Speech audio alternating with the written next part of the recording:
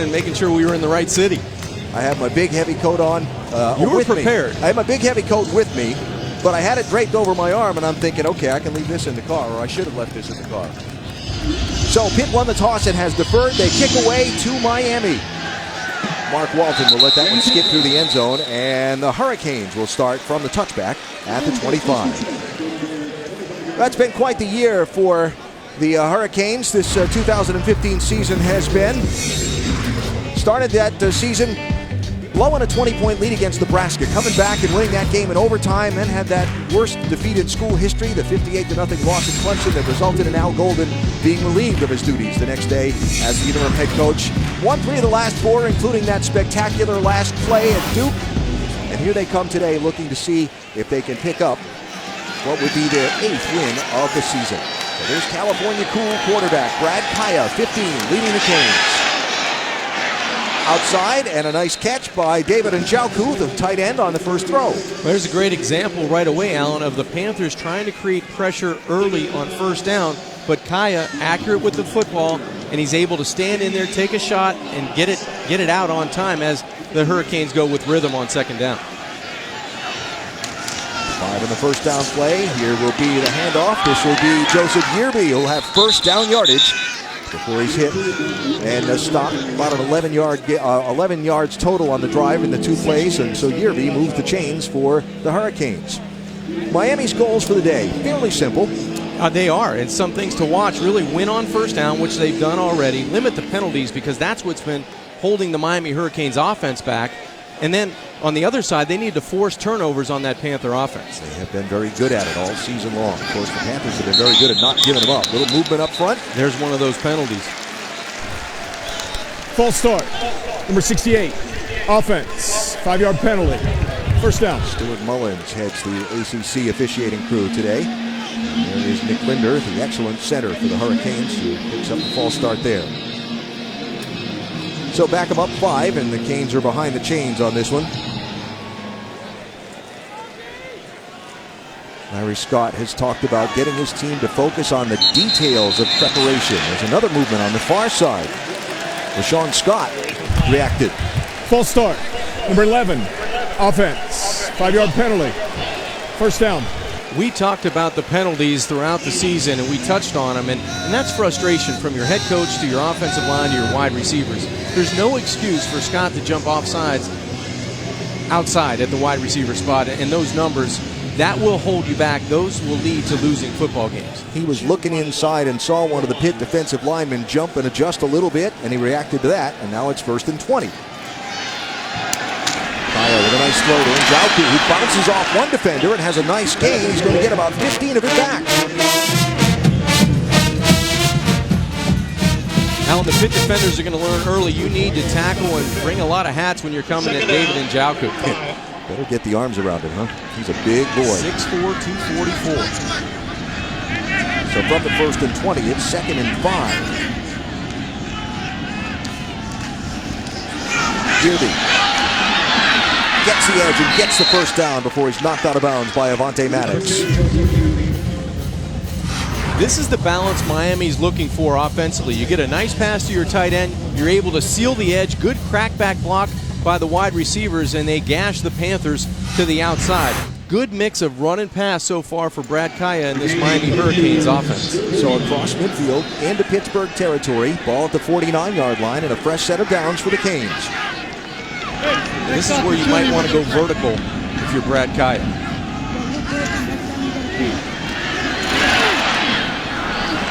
Ball across the middle and behind the intended receiver. That was Christopher Herndon in at tight end. So it'll set up 2nd down and 10. Larry Scott's message all week long was about focusing on preparation, trying to get his team, and he thinks they're there now to understand the little small details in your preparation during the week that lead to you having success and fun on Saturday, or in this case Friday. Yeah, the theme of the week was win the day, win the week, and then bring it to Friday's game. Yearby contained nicely on the outside this time by Maddox. Falls forward for a couple. It'll bring up 3rd down for the Canes. Now, this was a big thing here. Pitt wanted to keep Miami in third and longer than 4 because they felt like the Canes had less success converting on third and longer than 4. Probably every team is that way, but they particularly thought that was the way for Miami. They said they charted all the third down conversions. They want to bring pressure on third and more than 5. Kaya gets it out and complete with first down yardage to Rashawn Scott. They'll move the chains on the third down conversion. Number 11. Scott, one of those big-time receivers with Coley and Herb Waters for the Hurricanes. A lot of weapons for Brad Kaya to utilize the entire field. We mentioned how the passes were equally distributed on the outside. Scott has 41 now, Coley with 41, and Herb Waters with 36. Guys that can catch the football and be dynamic run after catch. So from the 38-yard line, Kaya with the check down. Yearby coming this way. Nothing much going there. Nice pursuit on the inside. At the bottom of the pile was Jeremiah Taleni. And no gain there. In fact, a loss of 1. That's when the Panthers defense is at their best, when they can win at the point of attack, get penetration, create negative plays, and they've done a lot of that over the last couple of weeks.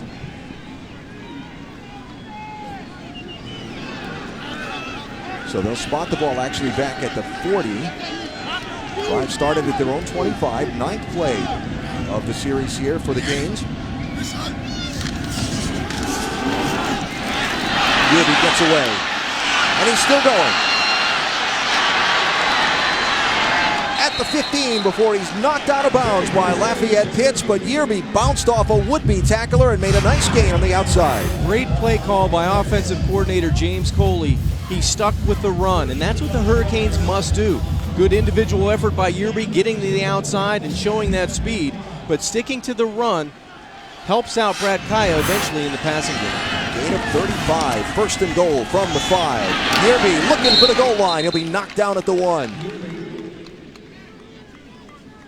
So Joseph Yearby, the sophomore from Miami, leading the team in rushing attempts and yards this season, has been the workhorse on this drive. A couple of key passes from Kaya to Njauku as well. There's Yearby again, stopped shy of the goal line. A nice stand-up by the Pitt defense there. Matt Galambos sets him back, so it's third and goal from the 1. Hurricanes trying to force the issue in between the tackles. And there you see on the season with third down conversions, not very good within the ACC. If it's me right now, I've got those big tight ends on the field with Herndon. He's in the slot right here. He's a mismatch for anybody going up against him because of his size. Yearby tries to dive over the top. They mark him short of the goal line. It'll be 4th down. Great defensive stand by the Pitt Panthers, and there's no hesitation in Miami. They're going to keep that offense on the field and try to get to the line of scrimmage with tempo and run it on 4th and goal. Kaya tries to sneak it in. They don't mark the touchdown. They don't call a touchdown yet. Now they do. Touchdown Hurricanes.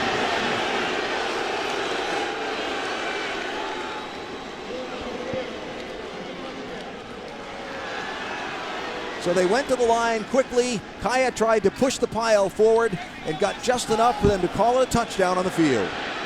Pitt Panther fans not happy about it, but it looked like at 6'4", you're able to stretch that football, just breaking the plane of the goal line. Actually, the ball got tucked behind him. It looked like his helmet broke the plane. I'm not so sure if the ball followed suit. It was Galambos that got over the top, 47 again, and tried to push that ball backwards. And that first look we had on the replay, you're right, John, the ball looked like it got knocked a little bit behind Kaya. The question is, as always with these replays, that's right, is it indisputable video evidence beyond all doubt? It's going to be very difficult for that call to be reversed on the field because of just that. Yeah. I say this one will stand. That was impressive by the Miami Hurricanes. Coming down, they used a good mix of throwing it and running it, and that's what they're going to have to do against the Panthers today to have consistent success.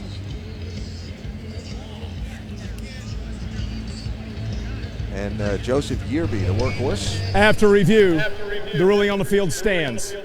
Touchdown. So the critical part there was called a touchdown on the field, and not enough indisputable video evidence to overturn it.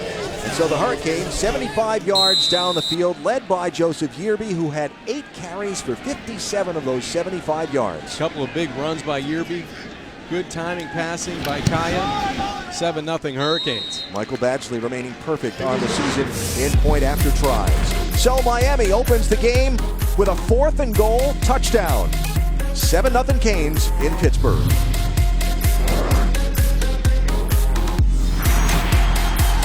He was able to utilize that speed and take advantage on the edge against the Panther defense.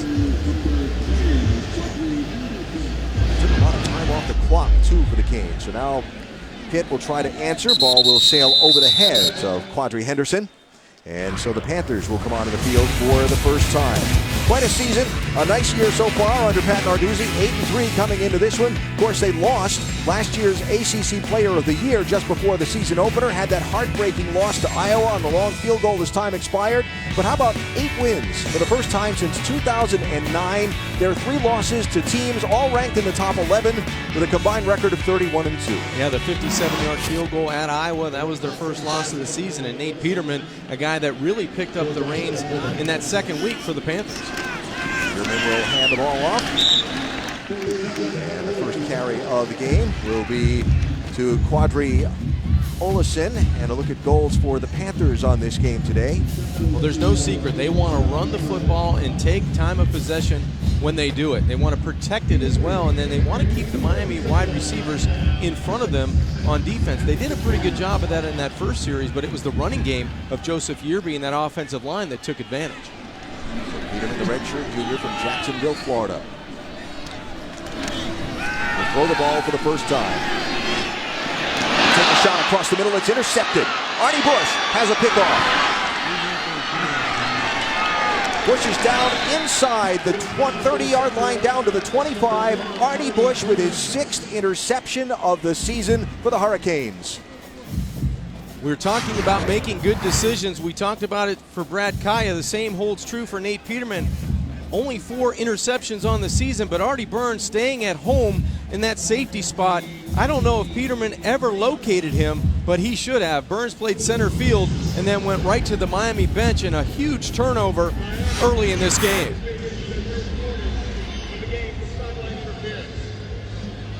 I did call him Bush, didn't I? Artie Burns may be playing, perhaps, his last game as a Miami Hurricane in the regular season. More on that when the Canes defense is back on the field. First, though, Brad Kaya and the Canes offense has the ball at the 23-yard line going in. This is where you look for that quick strike. Gets hit as he throws. And the ball just too far ahead of Yearby. Out of the backfield, down the far sideline. Miami's been good at getting turnovers during the season. Pittsburgh's been very good at not giving them up, but they gave one up there. Yeah, that was only Peterman's 5th interception compared to 18 touchdowns. And you look at that graphic, plus 12. They do a great job of getting their secondary in throwing lanes, and they have athletes run after catch on defense as well.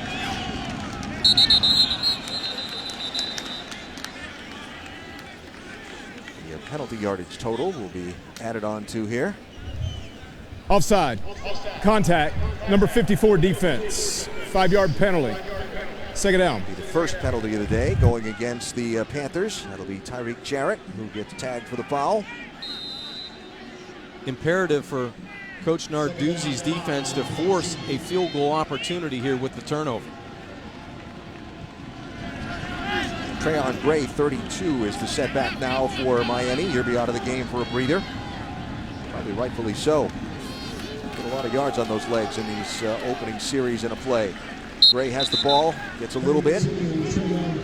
Mike Caprera is the defender who makes the stop for Pitt, and it will set up about a third and 3 needed for Miami to keep it going and for Pitt to force the field goal. Alan, I would look for the Hurricanes to spread out the Panthers defense here on 3rd and short and give Brad Kaya the option to check to a run or utilize man-to-man coverage down the field.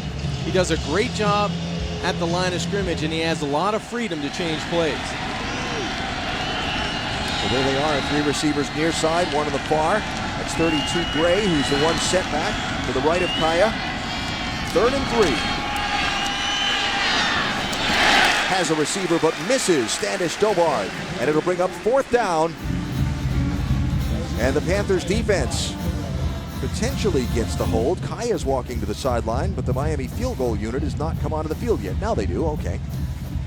And that's a win for the Panthers. You give up the football on the interception close to the red zone. The Hurricanes 0 for 3 really with success, and now they're going to rely on their normally reliable kicking game.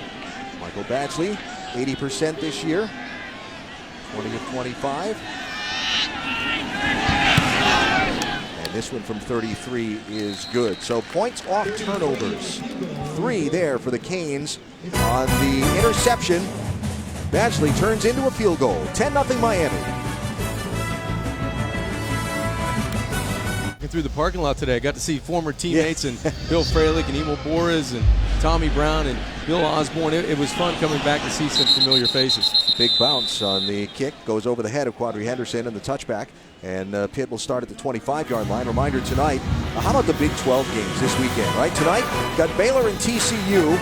And then Saturday night on ABC, Bedlam, Oklahoma and Oklahoma State. Let's throw defense right out of the window. Let's score some points, and that's what you get with those matchups. Can't wait to watch it. Baylor needs to win tonight to keep its Big 12 title hopes alive. And, of course, Bedlam, Oklahoma State needs to give Baylor a little help. That's if right. Oklahoma wins, it wins the Big 12 title. And that one coming up later on tonight. Both games part of a rivalry series presented by Jiffy Lube. Here are the Panthers with their second offensive series. They turn the ball over on the interception on the first one. First run for Quadri Olesen, a short one. Although opposing teams have been able to run on this Miami defense that's giving up over 200 yards a game, the big guys in the middle are tough to move in this 3-4 defense. So if Hurtaloo and Thomas and Jenkins, those guys up front, if they can do the job of really creating a stalemate at the point of attack, they can slow down this Pitt running offense. Chad Thomas, 275. Hurtaloo, 315. Cordell Jenkins, 311. Tyler Boyd now flaring out of the backfield, but throw downfield from Peterman, almost intercepted. Throwing in the direction of Dantes Ford, but there were 2 guys in white shirts close by. And that's going to be the second interception of the day, and it was going right into the arms of Corn Elder. He had it all the way until Jenkins came over and actually deflected the football. He should have caught it for the interception, but Elder was going to play center field and take that back for the Canes defensively. And Ford kind of broke the route off there a little bit. Wasn't sure where the ball was going. Yeah, a little confusion down the field. So 3rd and 10 for Pitt.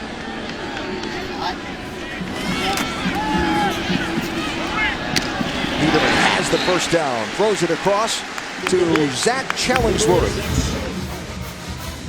The 200-pound redshirt sophomore from McDonald, Pennsylvania, who has just his 12th catch of the year. Well, Zach had no option but to catch this football. Great throw right in the numbers by Nate Peterman, and that's good coverage on the outside by Howard. So good passes always beat good coverage. So they move the sticks a gain of 12 on 3rd and 10.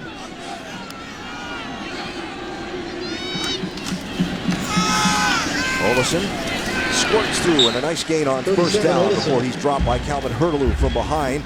But Quadri Olesen, the redshirt freshman from Niagara Falls, and a little pushing and shoving after the play has resulted in a couple of penalty markers, and I think Miami's going to get a personal foul here. After the play, unsportsmanlike conduct, number 26, defense, 15-yard penalty, first down. That's Rayshawn Jenkins, who will be called to the sideline to answer for that one. We've both done Miami games over the past 4, 5, 6 weeks, and I think penalties have been the biggest part of what's holding the Canes back from really having success on both sides of the football. Offensively, it's been the procedure penalties. Defensively, it's been personal fouls or bad decisions that give 15 yards in instant field position to offenses. Hit across midfield with the penalty, and a nice game by Darren Hall. 22 with the ball for the Panthers, the freshman from Youngstown. He'll have it down to about the 36-yard line. Austintown Fitch High School. You know a little something about Youngstown? Yes, I do. Was born in Youngstown, Ohio, right where the head coach Pat Narduzzi hails from. And they breed toughness, and that was what you saw there on that first down carry. So second and short for the Panthers. Peterman to the outside, and a nice ball thrown. Tyler Boyd gets the ball into his hands and gets the first down. Good things happen when you find 23 on the perimeter. Just a simple out route.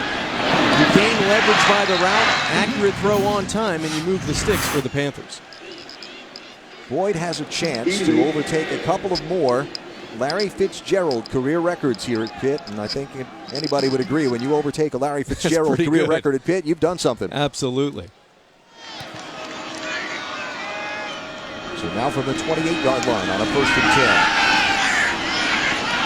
Peterman throws back across the field and throws it out of bounds.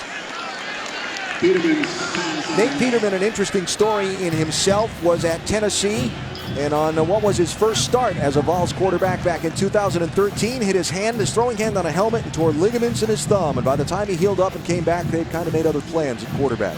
Well, they thought they had made other plans here at quarterback at the University of Pittsburgh. Chad Wojcik had such a nice year last year for the Panthers, but Peterman, in that second week of the season, has really taken hold of this football team and has done a great job throwing the football for the Panthers. Over 2,000 yards passing coming into this one. 18 touchdowns against just 4 interceptions. Make it 5 now after the one earlier in this game.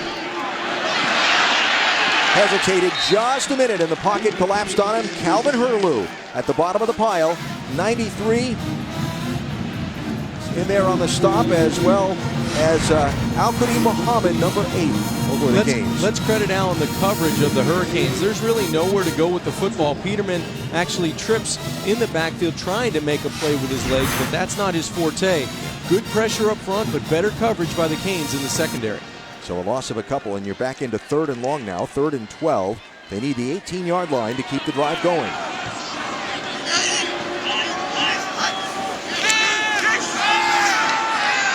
Under pressure, Peterman tries the shovel pass, and it'll fall incomplete. Tried to get the ball out in the direction of Darren Hall. Wasn't a bad idea because Hall was open there, but Peterman was falling as he threw it, and the kicking team will come on for the Panthers. Another win up front for Miami. Just rushing 4 players, they're able to confuse and really frustrate Nate Peterman into a throwaway on 3rd down. So a 48-yard attempt coming up here from Chris Blewett, the junior from Alexandria, Virginia. Hit a 56-yarder against Georgia Tech.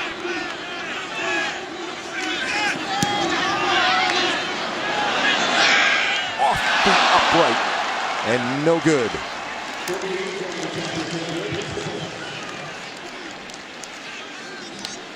And so the 0 stays on the Pitt side of the scoreboard. 3 to go, first quarter. A doink off the upright. Leaves it 10-0. Got the field goal on the second drive, and then a nice Pitt drive there. 10 plays and over 3.5 minutes, but resulting in a missed 48-yard field goal. 10-0 Miami. Kaya with the flea flicker. Gonna look deep. Underthrown ball, nicely adjusted and come back to by Stacy Coley, and he's got it down at the 22-yard line. Terrific adjustment by Stacy Coley. As you mentioned, Alan, the ball was underthrown, but Avonte Maddox never locates the football because he's beaten badly initially off the ball. That's a great adjustment by Stacy Coley, going up and getting the football at its highest point, and a huge play for this Miami offense. 48 yards on the pickup, and so the Canes with a first down at the 22-yard line.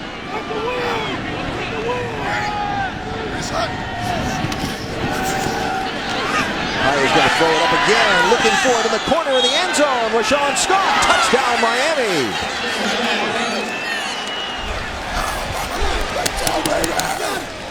The catch by number 11, Rashawn Just the Scott. thing that Pitt defensive coordinator Josh Conklin said he did not want to happen for Hurricane receivers to get behind his defenders. And just the thing James Coley, the offensive coordinator for Miami, wanted to do. They wanted to attack with Brad Kaya hitting Rashawn Scott in the end zone. Let's take a look at the catch.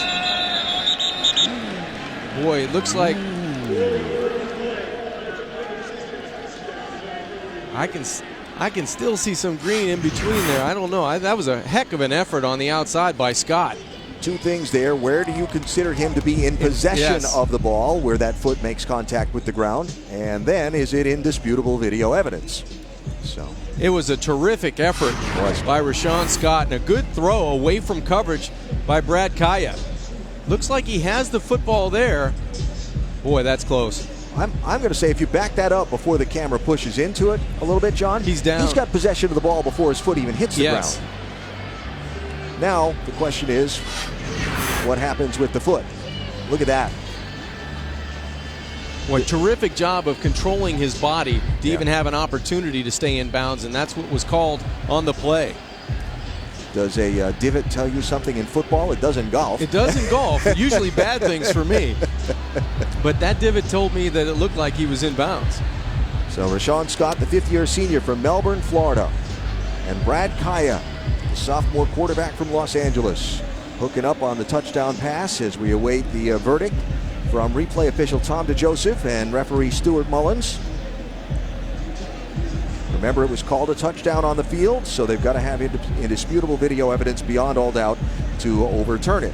And this is how Miami really wanted to attack the Panthers, vertically down the football field, and they've done a great job of that so far. After review, the ruling on the field stands. Touchdown. So no evidence to overturn it beyond all doubt. And Miami adds 6 more to the board and a point after here to try and go up 17-0. 2 plays, 70 yards, and Miami made it look easy on this Panthers defense. So here's Badgley on, looking to remain perfect on the season on his point after tries.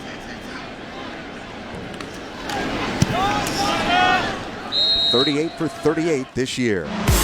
Key play, the 48-yard pass to Coley, and then Kaya finished it off to Scott in the end zone. 17-0 Canes. Absolutely, and we'll be on the way to the airport at the airport during the layover on the flight. You've got another game tomorrow, right? Yes, Virginia Tech at Virginia. So 17-0. Miami over Pitt. Who saw this coming?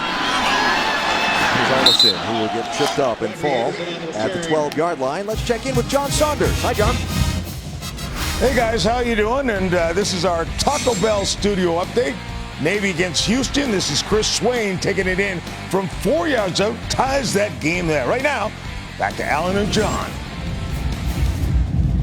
Thank you, sir. Be an interesting one to keep an eye on there. The winner gets the American Conference West Division spot in the conference championship game. That is true, and this one will be interesting now to see how the Panthers respond being down 17-0. Flag comes out as Allison goes around the far side, has first down yardage before he's knocked out of bounds at the 37-yard line. We'll check the penalty marker, though. Flag on play. Looks like it might be coming back. Illegal formation. More than 4 players in the backfield. Offense. 5-yard penalty. First down. So an 18-yard run negated, and they'll back him up 5. Somebody that was supposed to be lined up on the line of scrimmage was a step off. And those are the errors that really crush momentum offensively, and I know that head coach Pat Narduzzi frustrated by the way this game has started for both offensively and defensively for the Panthers.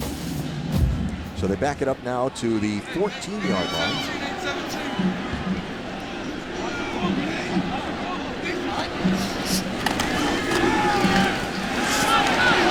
Peterman flush, goes over the middle. Olison will not get much. He'll get back to about the 19 or 20-yard line before Tyreek McCord drops him. And it will set up a second down and about 9 for the Panthers. This is a team that's based on running the ball and keeping it away from the opposition, and that hasn't been the case so far in this one. No, and Miami on the other side has taken advantage of field position and explosive plays to race out to a 17-0 lead. I think it's important for Pitt right now to keep the identity of what got them here. They don't want to be able to make that magic bean play that you can score 17 points in one play. Stay true to who you are. Out of the backfield. Peterman will hold the ball a little too long, and he'll get dropped by Elder on the corner blitz. Elder does a terrific job of just coming off the edge. Right there, he eludes the block in the backfield and almost gets a strip sack on Nate Peterman. That's a nice job to hang on to the ball there. He really did.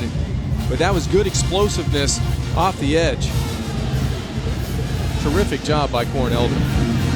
So third and a bunch here as we're down inside the final minute of this first quarter. A quarter that has been decidedly in the favor of the visitors from South Florida.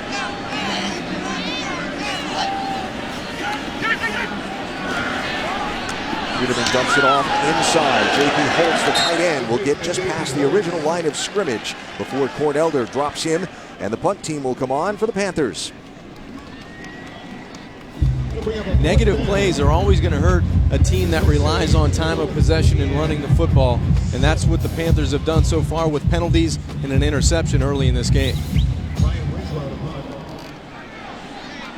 Going to let the first quarter expire on this one. So Miami ran 18 plays on offense and scored 17 points. Total yards in the first quarter, Miami 157, Pitt 42. Not the way they saw things going in this one in the Steel City, where the Panthers were favored starting it. But at the end of one, Hurricanes 17, Pitt nothing.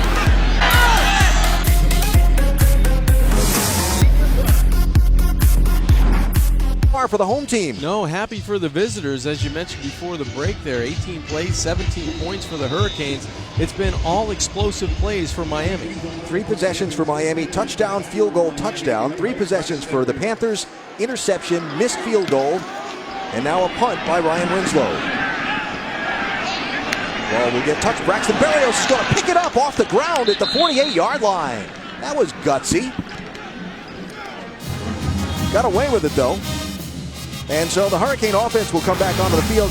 You mentioned this earlier about how the Hurricanes spread the ball out to their receivers. They've continued that trend today. I think Brad Kyle, the quarterback, has done an excellent job, not only today, but throughout the year, being able to rely on Scott and Stacy Colby and Herb Waters. And the distribution of the football makes it tough to defend the Miami explosive plays, because the ball's really not trying to be forced to one receiver. They have plenty of playmakers on the outside. They start at the Pitt 45-yard line. Yearby now tosses on the end around, looking to throw the ball. Berrios, he'll bring it back down and just barely get back to the original line of scrimmage as Miami tries for a little razzle-dazzle to see if they could shock the Panthers here to open the second quarter. They tried to get another playmaker in Braxton Berrios. The football looks like going to be a simple stretch play to the outside, then the reverse to Berrios. He almost had an inclination to throw the football down the field, but he gets back to the line of scrimmage. Probably a little discretion is the better part of valor there on that one to Great pull it down. decision, yes. So no gain, second down. Brad Kaya going to check off the play. 5 for 8, 97 yards, 1 touchdown, no interception. The first quarter numbers for Kaya. Handoff to the workhorse today, Yearby. Gets wrestled down on the outside by Jordan Whitehead, but a nice gain there of about 5, and it will set up 3rd and 5 for the Canes. Pivotal play for the Pitt defense as Miami tries to go up-tempo here on 3rd down. They need to find a way to create a stop defensively, either with pressure in the pocket or coming up with a big play, getting their hands on the football. Confusion about personnel on the Pitt defense. Somebody ran on, somebody started to run off, then stopped running off. They call a timeout.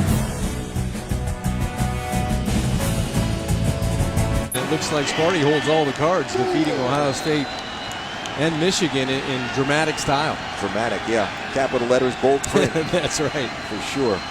3rd and 5 here for Miami, trying to keep a drive going that started when they got a punt. Already inside Pitt territory to the outside, but slipping down as he tried to reverse course and go back the other way was Joseph Yearby.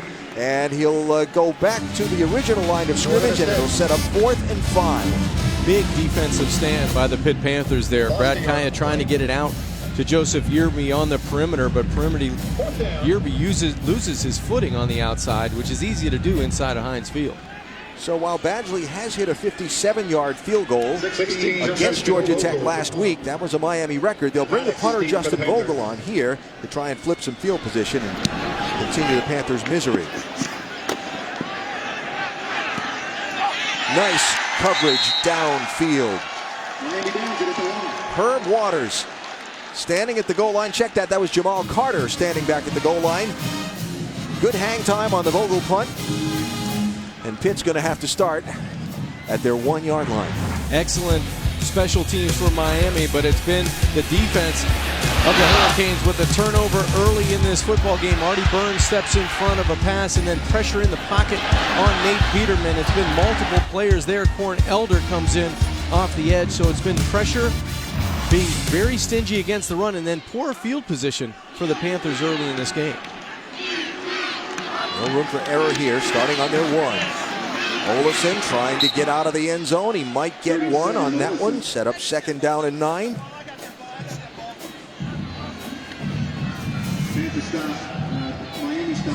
See when trailing by 17. Not good. The trend is not good. No, and the Panthers losing to 2 very good football teams in North Carolina and Notre Dame, and Miami taking advantage of some of those opportunities today to get to that 17-0 lead.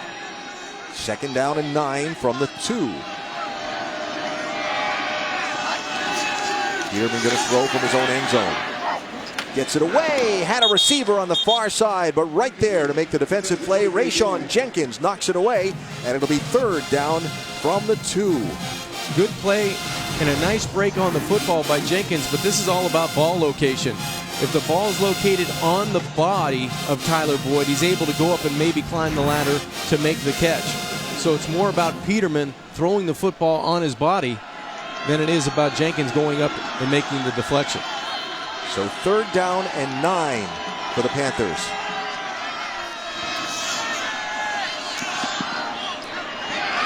Too tall as he tried to throw in the direction of Dantes Ford, and now the Panther punter will be standing at the back of his own end zone. And you can just get the feeling, Alan, that this Panther offense is out of sync. If they can't run first and win on 1st and 2nd down, it's going to be tough sledding here for the remainder of this football game. Absolutely. So Ryan Winslow will have a short snap and no room for error as he's at the back of the end zone, gets it away. Barrios backing up. He'll take it at the 49. Block in the back coming. They'll back him up from there. Blocked the Pitt special teams player in the back and knocked him right in to Barrios.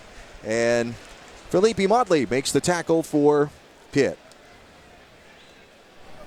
During the return, illegal block in the back. Number 22, return team, 5-yard penalty.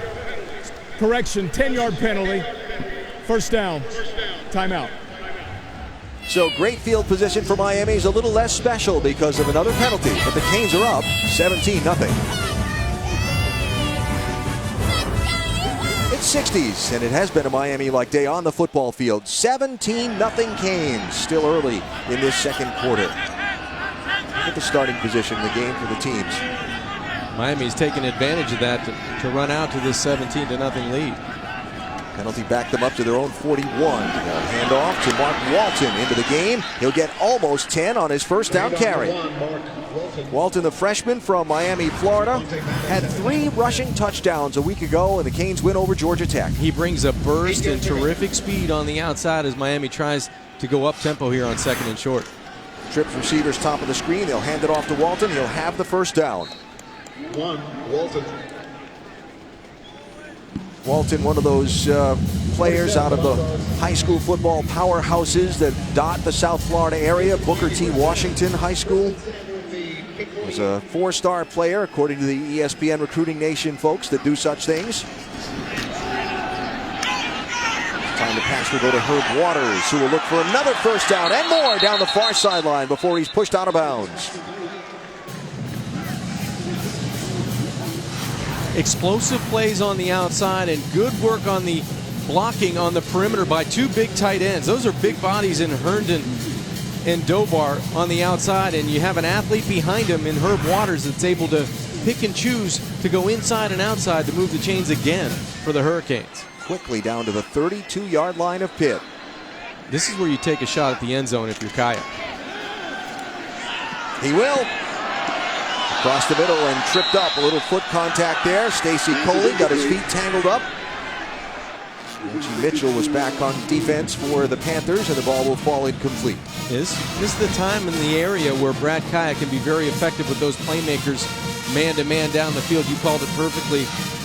Tangled up with Mitchell and Stacy Coley. Yeah, Mitchell was looking back for the ball too, so no foul there. And so it sets up 2nd down and 10. Second quarter, Heinz Field in Pittsburgh. Alan Bestwick, John Congemi on an unseasonably warm day. Final regular season game for the Canes and the Panthers, being dominated by Miami through the first quarter and 4.5 minutes.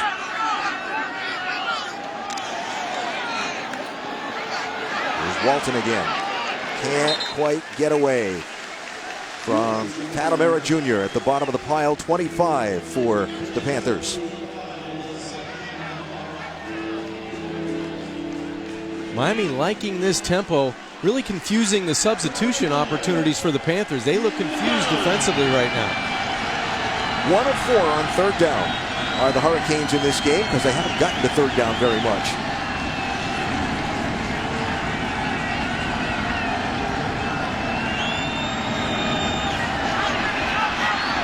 Kaya moves the pocket, throws off the hands and out of bounds of his tight end, Christopher Herndon. It'll bring up 4th down. And the Canes kicking team will come on to try a field goal. Alan, I know it's 17-0, but the last 2 set of downs defensively for the Panthers, they've done a nice job of really limiting the Hurricanes to one explosive play, but it hasn't cost them on the scoreboard. Punted the last time. Now Badgley will be on. He will try for a 48-yarder here.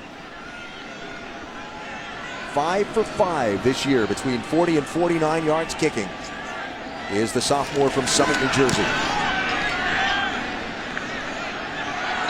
Make it 6 for 6 and put 3 more on the board in the orange column. 20-0 Miami. 10 minutes to go, second quarter.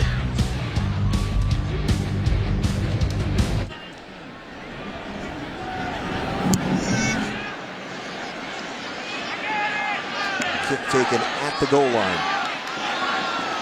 Henderson looking for some running room. Bounces off one, gets it out to the 25-yard line, and that's where the Panther offense will come onto the field to start again. And boy, they could use to make something happen here in these last 10 minutes of this second quarter. Get some points on the board. Look at the ball control. Even Miami and its quick strike offense. Everything's flipped in this game for the Panthers. You know, they're the team that needs ball control, more plays, and it just hasn't happened after that early turnover by Peterman. Peterman with the pitch. Darren Hall will come around the near side. Nice gain on 1st down for the Panthers. Going to give him about 8 on the 1st down carry for the freshman from Youngstown, so it'll be 2nd and short. How about this one? The last time the Panthers came back from down 17 points, September 25th, 2004. Wow. The opponent was Furman. Not the Miami Hurricanes, who are playing with a lot of confidence right now. There's the trick. They call 7 on the 1st down carry. Now on the end around, they get the ball into the hands of Boyd. He makes things happen. Tripped up just as he crosses midfield and the 40-yard line. The longest gain of the day for the Panthers. We talked about this in the open. Any way you can get the football to Tyler Boyd is a good thing, because he's an explosive playmaker, especially when he gets on the perimeter. Terrific job of running down the Pitt sideline. A sock lowering and touchdown saving tackle by Dallas Crawford. And now's where you got to come back and double up. Maybe a little play action and try to get somebody down the field. Back the other way with it. And it's Hall again with a nice carry. 7 on the 1st down carry there for Hall before Calvin Hurteloo trips him up. That's 2 first down carries for the Panthers where they've gotten 7, 8 yards. That's where they stay ahead of the chains, and that's when they're a good offensive football team. So Boyd comes out of the game.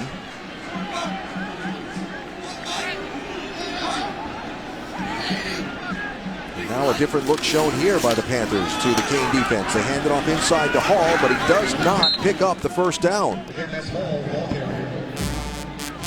And again, big Calvin Hurteloo at the nose position for the Hurricanes, right in the middle of all of it. We mentioned earlier in this football game about how tough it is to move Miami, those front three. Now, you may be able to gash and crease the Hurricanes outside the tackle or in the tackle box, but going straight ahead, it's tough to move those guys at the point of attack.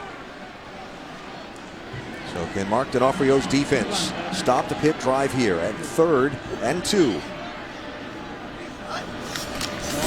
Peterman with the quick pitch to the near side. Hall will have the first down before he's dropped, so they'll move the chains and keep the drive going. Juwan Young on the stop for Miami. And that's exactly where the Panthers need to attack, just off the edge, where they can create some separation, create creases for their backs on the outside. And I don't know what you think about this, John, but the quick pitch to the outside, Miami's got speed in that secondary. They do have speed, but you get out in space, and sometimes they're so fast they overrun and over-pursue, and they get out of position. And getting that ball out there quickly to the back maybe gives him an opportunity to make somebody miss. From the 21. Peterman hands off up inside. Olsen is back in the game. Penalty flag comes in. Foul, unnecessary roughness, number 8, defense. Half the distance, automatic first down. Al-Quadin Muhammad is flagged for the penalty. Muhammad's going to come in, and there's going to be a hit. There's just not necessary. That's just not a smart football play. You know, the ball carrier's 8 yards down the field, and you're going to take something out individually on a quarterback that's defenseless, and it's going to cost your team 15 yards. So they move the ball down to the 8-yard line. Harry Scott seeing an undisciplined moment there from his redshirt sophomore outside linebacker. Here comes Olsen again. Hit on the outside. A nice play there by Jamal Carter to come up and make contact and keep it to a short gain. There's a couple thumpers in the secondary for the Canes, and Jamal Carter is one of them. Watch him recognize and then explode to the ball carrier, Olsen, with a good hit, followed up by Juwan Young, the sophomore linebacker. So those two guys, a 1-2 punch from linebacker and secondary for the Canes. So interesting personnel group just into the game here for Pitt. They send in 9 Jordan Whitehead, two-way player. He's one of their star defensive backs. They also send Tyler Boyd back into the game. This is where the Panthers like to get the football to their tight ends. That's Whitehead with the ball on the outside, looking to make somebody miss. They'll end up falling forward and get no gain. Trent Harris stayed with him for the Hurricanes defense, and it brings up 3rd down and goal. Good design by the Panthers and offensive coordinator Jim Chaney, but you miss blocks on the outside, and it's a nice job of pursuit by the Hurricanes. There's 4 defenders outside the numbers ready to make a play. So they need the end zone. They can't get a first down. It's 3rd and goal. 9th play of this drive, and what the Panthers need is a touchdown badly. Peterman stands in. Moves and throws into the end zone and off the hands and out of the back of the end zone of J.P. Holtz, the tight end, and it brings up 4th down. Quarterback Nate Peterman knows they missed an opportunity. Does a terrific job of keeping the play alive, and he likes his tight end in the red zone, but that ball's just behind. It's very difficult to make a play as a tight end going full speed and then trying to stop, and Peterman get pace for it at the end of that would-be touchdown. Juwan Young put a nice hit on him. So here's Chris Blewett on. The 48-yarder earlier went off the right upright.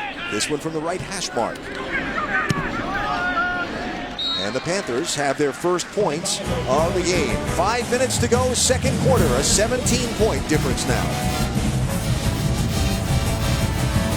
Rivalry series presented by Jiffy Lube. Great weekend for college football. Great rivalry weekend. Panther band hasn't had much to play about in this one. No, they haven't. They need to stand up, and the defense now needs to stand up after a score to make it 20-3. That side of the football needs to come up with a turnover or a 3 and out to get another score before halftime.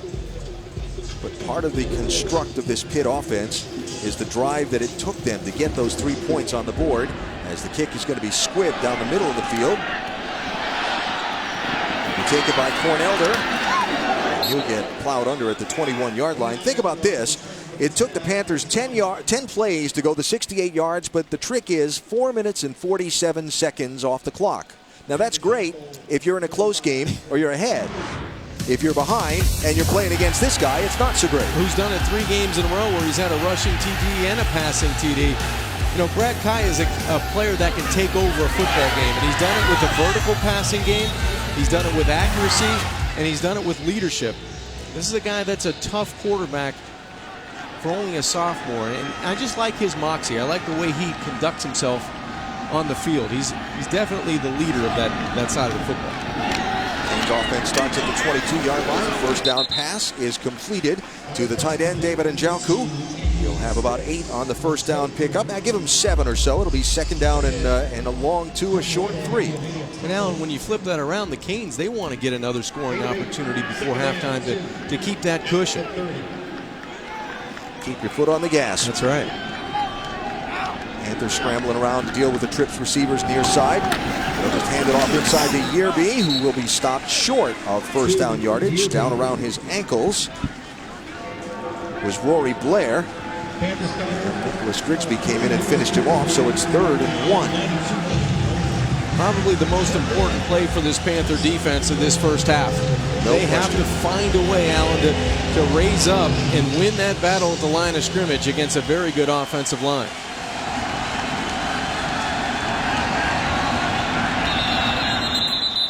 Whistle, timeout, Pitt. Just before the snap. Timeout, Pittsburgh. Their second of the half. This will be a 30-second. Timeout.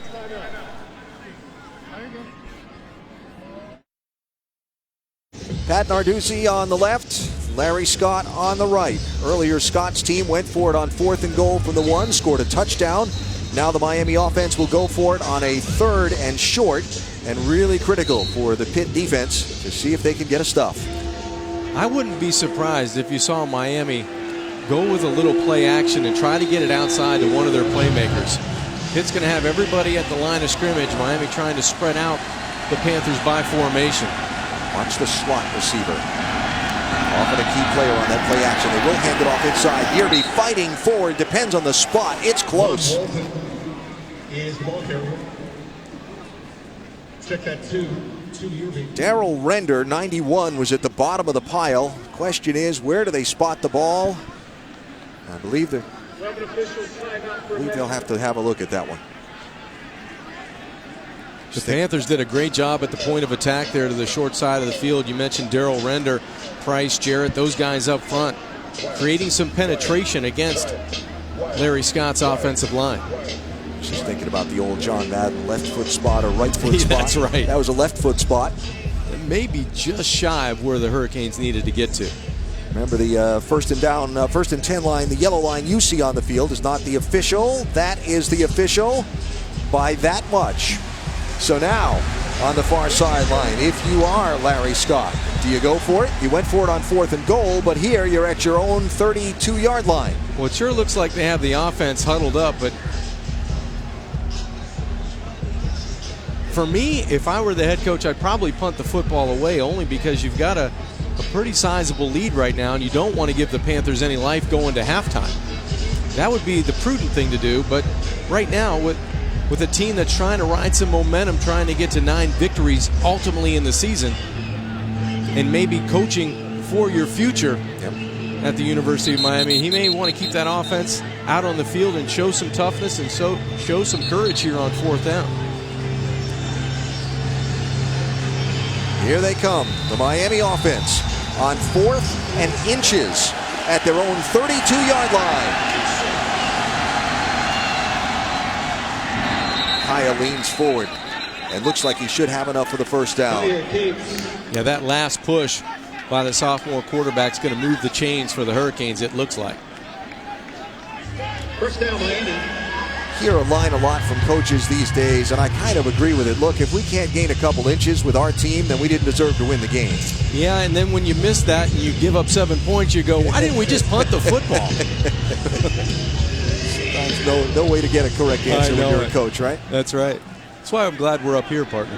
Kid. So from now the 32.5-yard line. Clock running, coming down to 3 minutes to go in this first half. It's Mark Walton with the carry.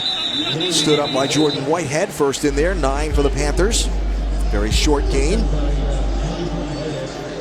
You had to go and grade things out for the Hurricanes. Couldn't have gone any better for them in this first half. They couldn't have written a better script in the first half to get out to a lead, create a turnover, and keep the ball away from the Panthers' offense. Kaya's going to throw, had a receiver wide open across the middle, threw it behind, and Jalku will bring up third down. When we talked to the Miami coaches on Wednesday, everything they told us that they wanted to try and do, they've done. That's it. That's right. They wanted to try and create turnovers. They've done it. They wanted to take some shots downfield. They've done it. Special teams play when they pin the Panthers down at their own 1-yard line. And that's why the score is 20-3 in favor of the Hurricanes. They're executing their plan to perfection. And now they need to try to make a play here on third down to stay on the football field before halftime. The only thing they haven't done well is convert on third down. 1 for 6. Kaya under pressure, steps up, throws, near side. Where do they spot it? Forward progress should give him the first down. A nice catch by Rashawn Scott, who while getting his feet taken out from under him was beyond the line to gain when he caught the ball. What a terrific individual effort by Rashawn Scott.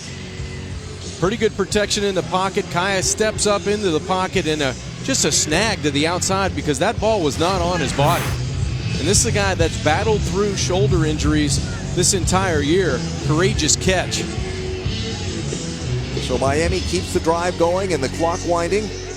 Coming down to 2 minutes to go in this first half. This is where, Alan, this is where I would take a shot down the field here. You've already converted 2 tough first downs. Let those athletes go on the outside. Play clock running out. Timeout for the Canes.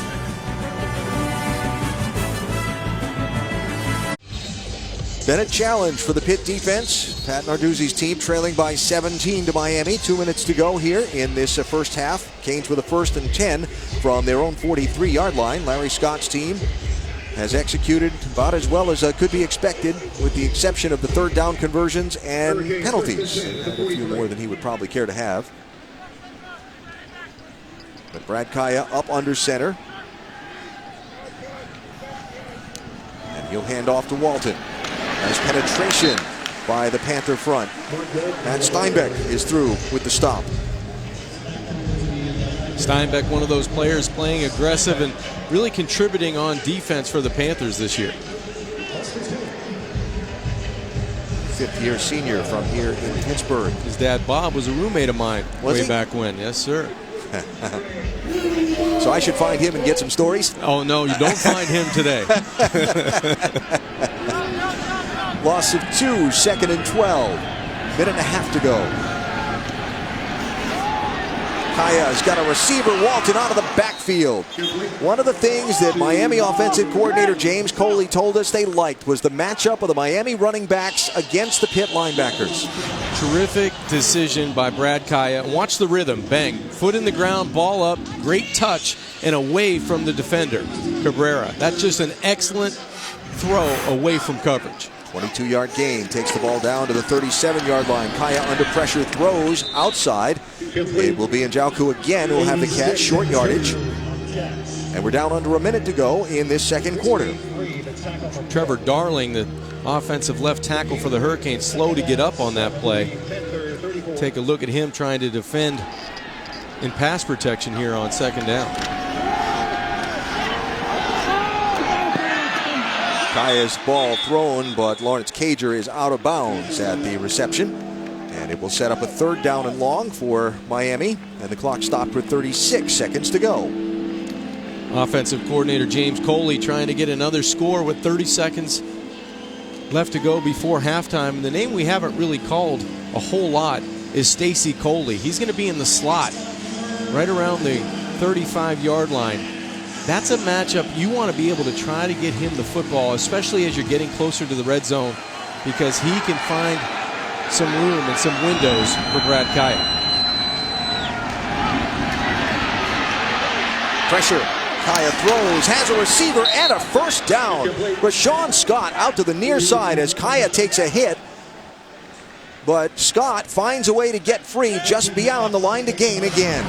Grigsby was the pressure defender coming in the backfield for the Panthers, and a good job by Kaya of retreating. That was what gave him the extra second or two to be able to get further away from the pass rush and deliver the strike on the outside.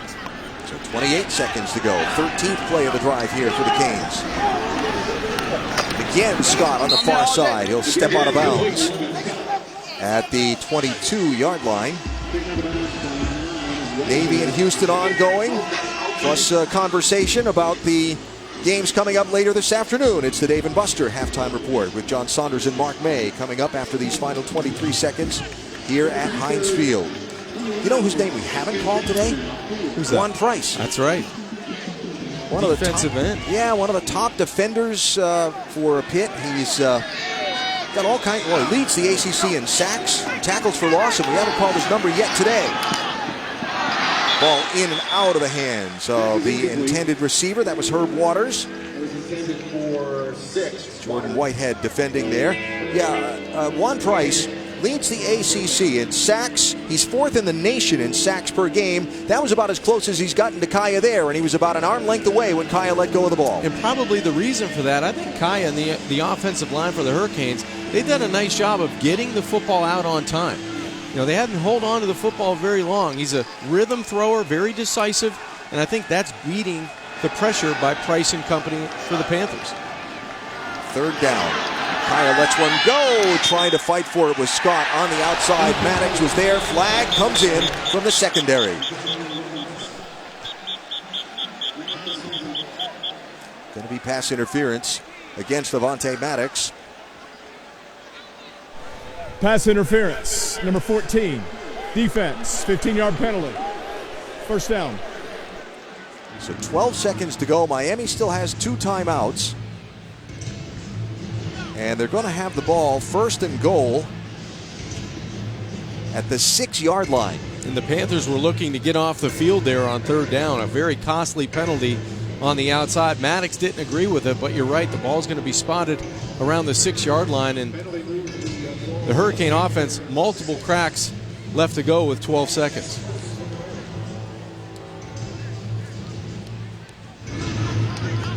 Let's see what they do here. They've got Walton in the backfield, good at catching the ball out of the backfield. And Jauku is in the slot near side. Timeout. Pat Narduzzi down the sideline to call the timeout. Pittsburgh, it's their third and final timeout of the half. And so with 12 seconds to go, it is really important for the Panthers to try and find a way to hold the Canes to 3. And I wouldn't be surprised if the Hurricanes tried to combat whatever Coach Narduzzi is going to do with the run. They have 2 timeouts remaining. You spread out your offense, and you still have all your options on the table. And you've got one of the best passers in the country and a guy really good at looking through his progression, standing there behind the line to see if he can find the open guy. Brad Kaya in this first half, 13 of 21. He's thrown for 166 yards. He's thrown for 1 touchdown. He's rushed for 1 touchdown. He's been efficient. You know, he's delivered the ball when he's had open receivers and he's thrown it away. And now the Pitt defense is going to have to come up with an answer with 12 seconds to go before halftime to keep Kaya and company out of the end zone. So a drive that started at their own 22-yard line 5 minutes and 2 seconds ago on the game clock is down at the 6 of Pitt. Here's the guy I'm looking for right here, Stacy Coley. Into the end zone, knocked away from Herb Waters. Jordan Whitehead defending there for Pitt. 7 seconds to go. And it's second and goal. That's 2 terrific plays on this defensive set of downs by Jordan Whitehead. He's come up with 2 pass breakups where he's had a challenge and fight through the football and the receiver. So you take one more shot here, then you run the field goal team on? Absolutely.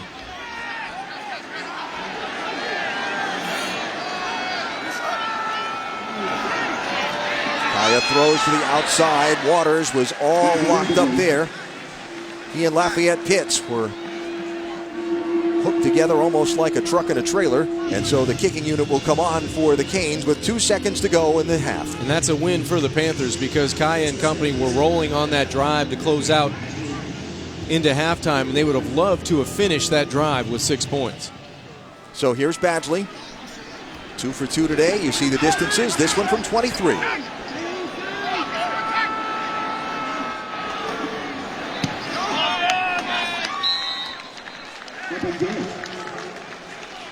Time to regroup. If you're Pat Narduzzi and the Panthers for the Canes, time to go talk about it and keep it going. What a first half. Our Dave and Buster halftime report is coming up. It's all Miami in this first half here at Pittsburgh. 23-3. As we recognize our 2015.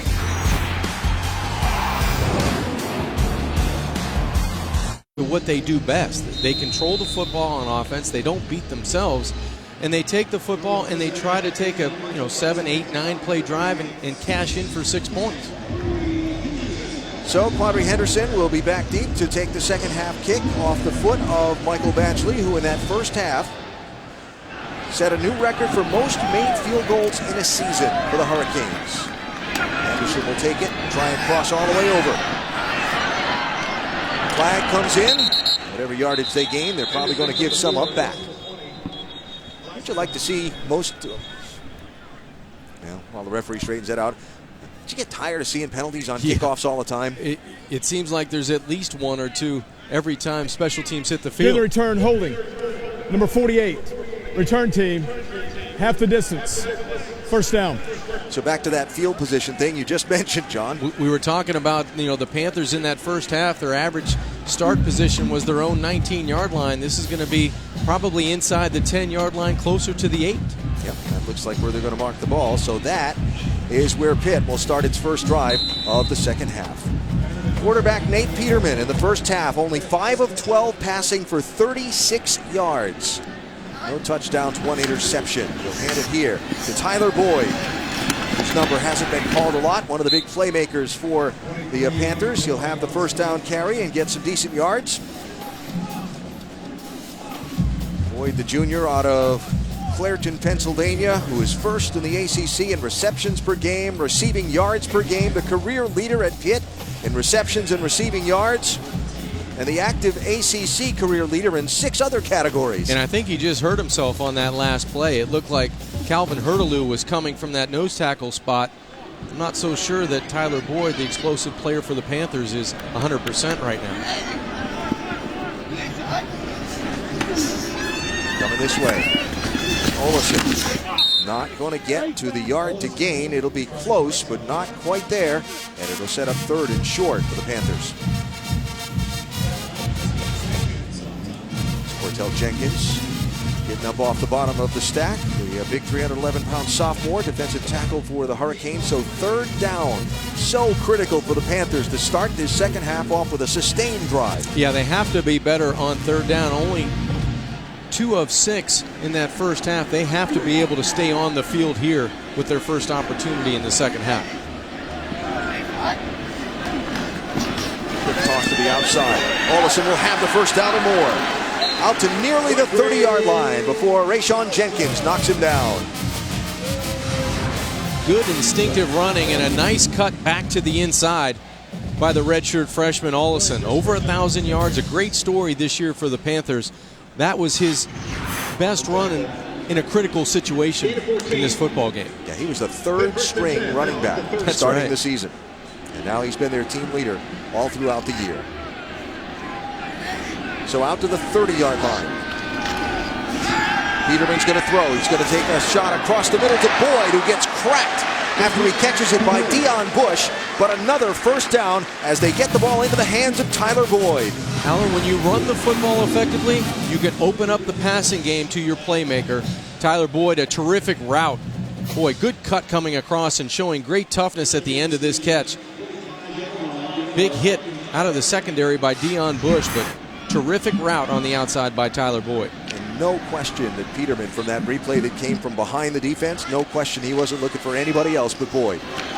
Here's Olesen. They'll have a few on first down before Muhammad knocks him down.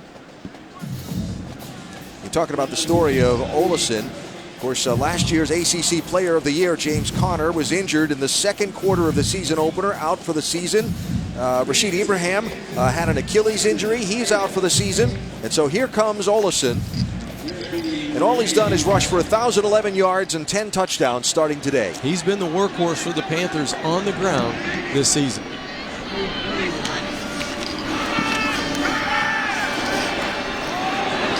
Boyd. Nice play. Maybe took a little long to develop under pressure from the Canes offense, but they'll get some positive yardage out of it. So 3rd and short. Another important conversion here. They'll need about 3. Any way you can get the football to Tyler Boyd, whether you hand it an extension of the run, and that's going to make Pat Narduzzi's job as head coach much easier.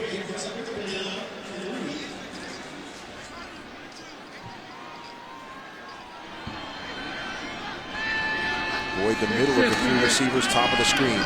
Peterman throws into traffic. It's knocked away. Intended for Elijah Zeiss and incomplete. Defending there, Tracy Howard for the Canes. Boy, it just looked like the Panthers didn't execute the routes they wanted to on the outside and didn't give Nate Peterman a really good window to throw the football. There were white jerseys all over Panther receivers on the outside. Offense stays on the field from the 48-yard line on 4th down and 3, trailing by 20 points just inside the second half. They're going to go for it. Boy, if you knew you were going for it on 4th down, you might have probably run the football on 3rd down. As you saw, they've been very good on 4th down conversions this season. Peterman throws to Boyd. Got it.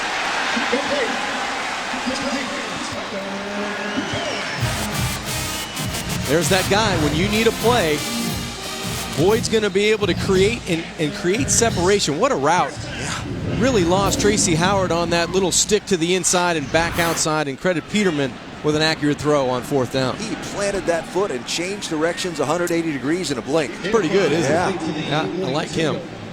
So to the 42-yard line, and the drive continues for the Panthers. Confusion on offensive set. 9th play of the drive here. Olesen, not much doing. Going short side from maybe a couple. Runs into a pack led by Juwan Young, 51 for the Canes. Now, I don't know if you feel it, but this is more typical of a Panthers drive that we expected earlier in the game. 2 players, 1 on each side, slow to get up. Olesen did get up, but that's Juwan Young, who was the player who made the tackle, who is still down on the field. So an injury timeout here at Pitt. This year. And so Trent Harris is on for a 2nd down and 7. Panthers with a drive that started at their own 8 and has included a 4th down conversion. There's Darren Hall with a nice run for the true freshman, and they'll be close to a 1st down, make it 3rd and a little over 1. Explosive run that time by Darren Hall, the freshman from Youngstown, Ohio. And that's what the Panthers needed. 3rd and very manageable now. And the options are on the table. I would assume if it was 2-down territory about 15 yards closer to midfield, I think that the Panthers are in that mode here. About a 50-yard field goal if they had to kick it from here. Peterman under pressure, throws it back. It'll fall short and incomplete. Wondered what the whistle was so long. Under pressure by Tyreek McCord, one of those linebackers who came free from the far side. Tyreek McCord putting pressure in the pocket, and it was good for the Hurricanes that he did, because the Panthers had a tight end sneaking from right to left, and J.P. Holtz, who was wide open. So McCord really with the pressure saved a touchdown for the Hurricanes defense. So 4th down again, and it's 4th and 1. And again, for a 2nd time in this drive, the Panthers will go for it. And they're going to get set back 5. Scott Orndorff, the near side tight end, start. Picked up. Number 83, offense. 5-yard penalty. 4th down. Just a couple inches. He picked up out of his stance, and now it'll become 4th and 6. Those are the mistakes that you just can't have when you're trying to dig yourself out of a hole down 20 midway through the 3rd quarter. So the jumbo set players come off. The wideouts go back in. If you're Miami, maybe unleash a little pressure. A little bit different defensively. Maybe you come with a linebacker or two and create some havoc for Nate Peterman.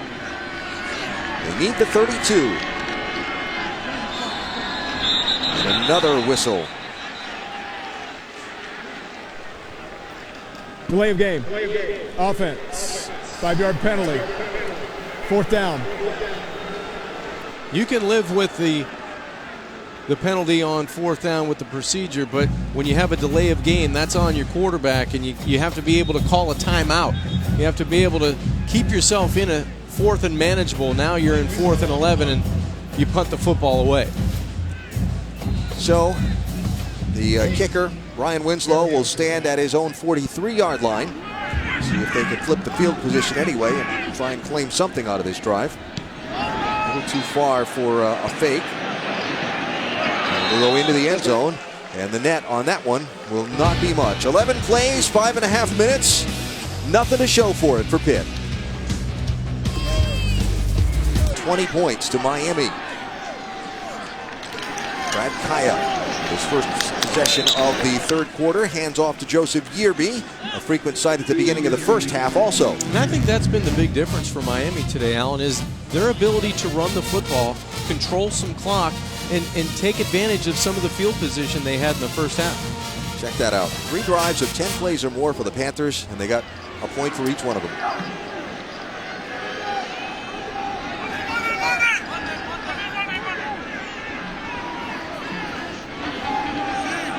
Brad Kaya in the first half, 13 of 24, 166 yards, 1 touchdown. The throw here. And have just shy of first down yardage. Herb Waters, defended by Avonte Maddox there, whose tackle pulling Waters backwards probably saved the conversion. But it'll be 3rd and very short for the Canes. Herb Waters has been a nice target on the outside. He's been able to create some separation for Brad Kaya in this pass offense. 3rd down conversions, 3 of 8 for Miami in this one.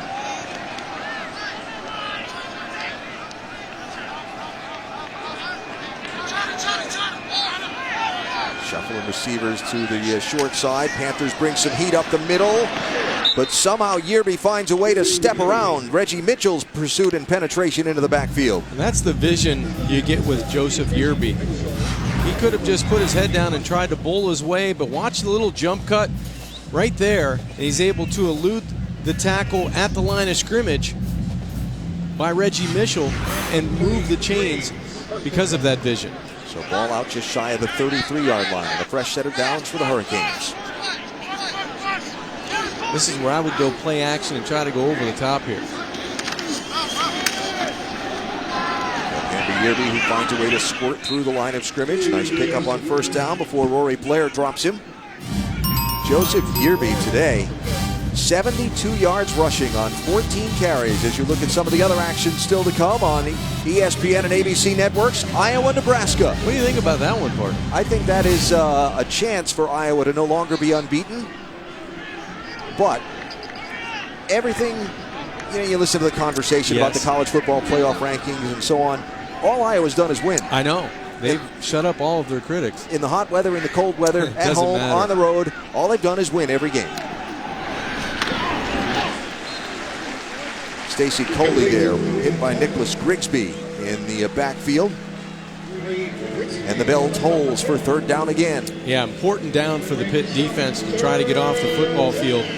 Miami is doing exactly what they did in the first half. They're possessing the football, controlling the clock, and moving methodically down the field. It's time now for the Panthers to try to turn that script in their favor if they can. Maddox and Scott, man coverage here near side. Watch that matchup.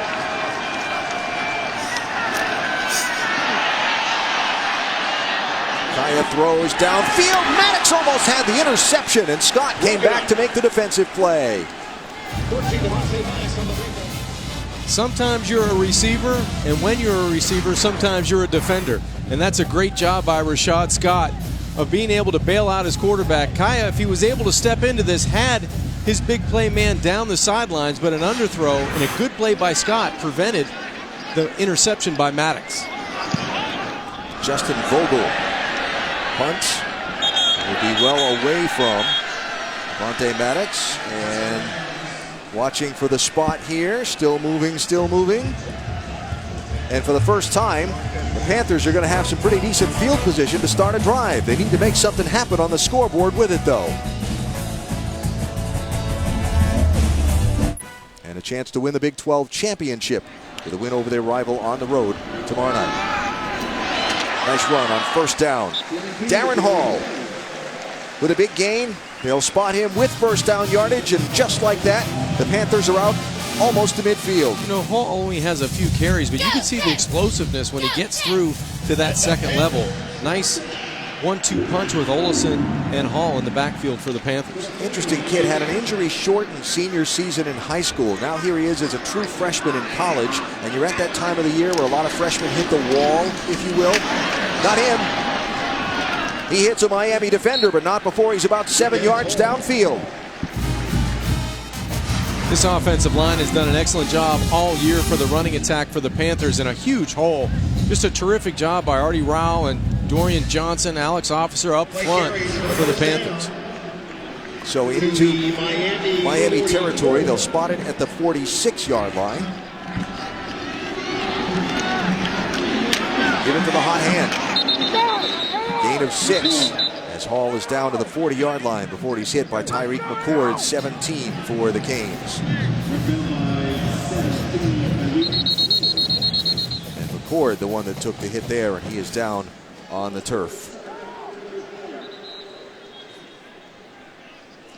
Tyreek McCord, the senior linebacker from Tampa. And so an injury timeout with his Miami Hurricanes leading Pitt by 20.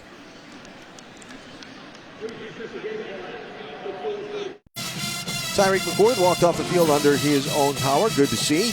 And so a 2nd down and 6 set up here for the Pitt offense as they try and cut into the 20-point deficit they face against the Miami Hurricanes. Miami looking for its first 4-1 finish to a season since 2009, while the Panthers trying to get to a 9-win season for the first time since that same year. Hurricanes trying to finish off a season where they've lost a head coach, and they may be searching for one here in the near future.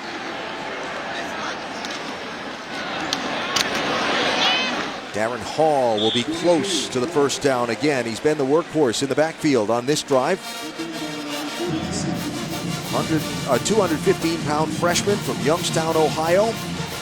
Just had 152 yards of rushing and 30 yards receiving on the season coming into this day.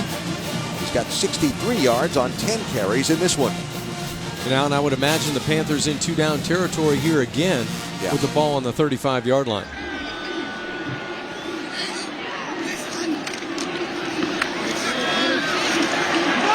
He's through. Hall looking for the goal line. For the first time today, touchdown Panthers.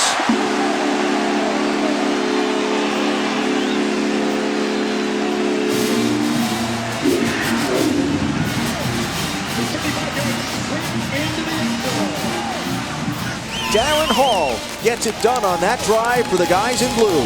The 1-2 punch of Olesen in the first half, and it's been Darren Hall in the second half for the Panthers. The freshman from Youngstown, Ohio, goes 35 yards. That was tough running in between the tackles before he broke to daylight. And now the point after try by Chris Blewett. And it's a 2-score game at 23-10.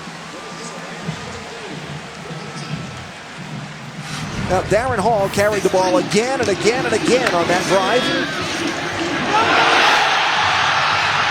And on that one, from 35 yards out, he went all the way to the house. Beautiful hole at the point of attack. You get a down block by tight end J.P. Holtz and a push-out block by Parrish, the tight end.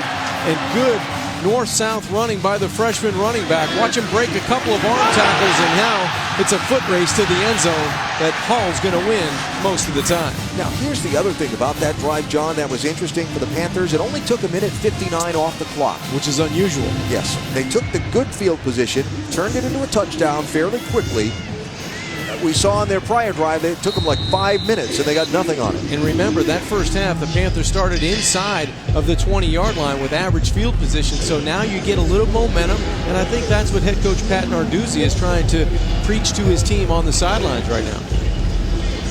So Blewett will kick away. Mark Walton and Corn Elder are back deep. 1 and 29 for the Canes. And that will be down for the touchback. It'll come out to the 25-yard line. So now the Miami offense comes onto the field looking to see if they can answer after a first half where about everything they tried went right in their favor. Can the Pitt offense hand the Pitt defense a little momentum? And remember, this Miami team has been a little bit of Jekyll and Hyde. That first half was really good. Yeah. I mean, that was as good as Miami's played, being able to run the football, win at the line of scrimmage, protect Brad Kaya, and get explosive plays. This is an important drive for the Hurricanes, because if they go 3 and out here, that doubt may start to creep in to that sideline. And again, just a 2-score game. Panthers come with pressure. They throw the ball downfield, and Rashawn Scott will have it for a big gain. Panther fans wanted a hold. They have a right to. There was one missed on the far side. Boy, it sure looked like Blair, number 92 for the Panthers, that defensive end. He's going to come up the field on your left-hand side, and that's where the hold occurred. It looked like a handful of jersey, but the officials don't see it. And what a play by Brad Kaya. He extends, and then another terrific catch by Rashawn Scott. So a 20-yard play has the ball out to the 45-yard line. The ruling on the previous play of a catch is under further review.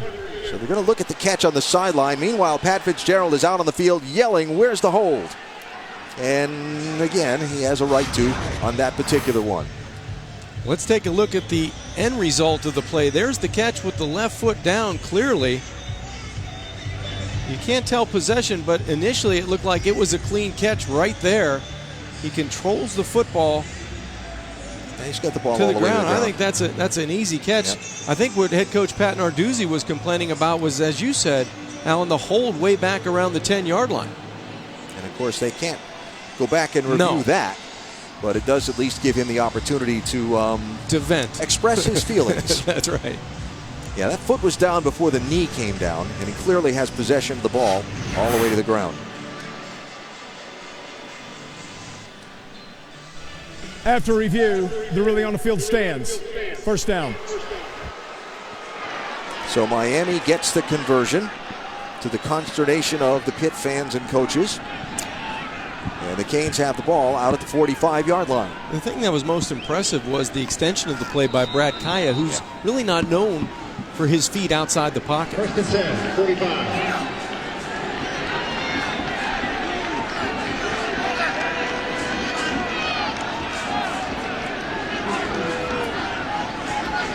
So they check at the sideline. They set up what they want.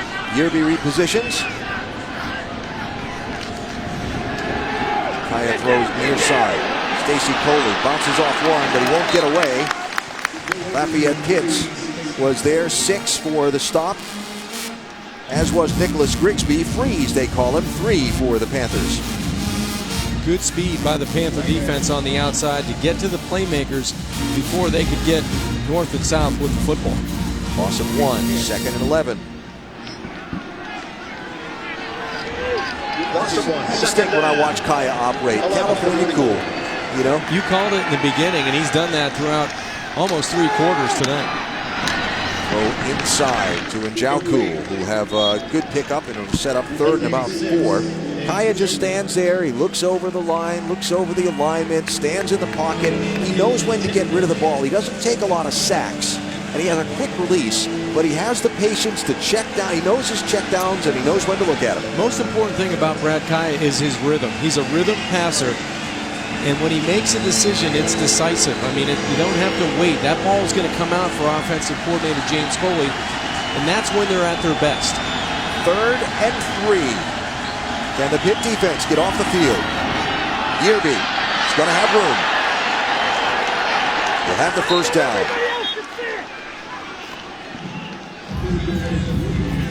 So Joseph Yearby with the pickup in the first half in the opening drives for the Hurricanes. He was an unstoppable force. He'll get 6 more on that one and bring his total up to 78 yards for the day on 15 carries. The Canes running game has been the difference today.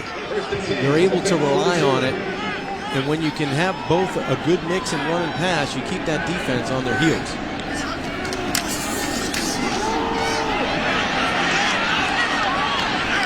What a run on first down. 9 more for Yearby. They're doing a good job of sealing up that right end and getting him to the outside. They haven't been able to run in between the tackles effectively, but on the edge, right off tackle, they've been able to do exactly what you said. They've been able to seal the edge and then get up in that alley going north and south with Yearby and Walton. Primarily Yearby today. 2nd and 1. This is where you take a chance at your wideout, Rashad Scott. He's down here at the bottom. This is a good matchup, a good shot play on 2nd and short.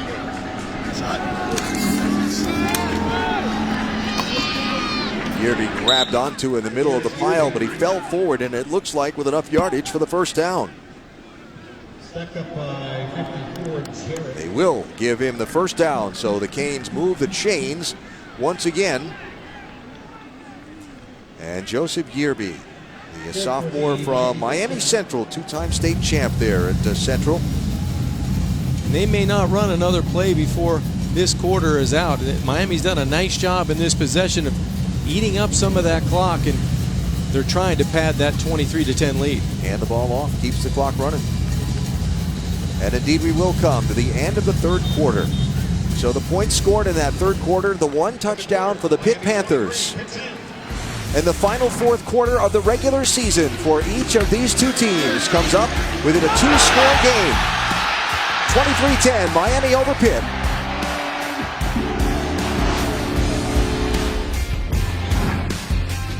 Pat Narduzzi, the head coach of the Panthers, has disagreed with. So a 13-point lead for the Hurricanes. They have the ball at the 32-yard line with a 1st and 10. Brad Kaya, the Canes quarterback, going to take a shot downfield, well overthrows his intended receiver, the tight end, Christopher Herndon.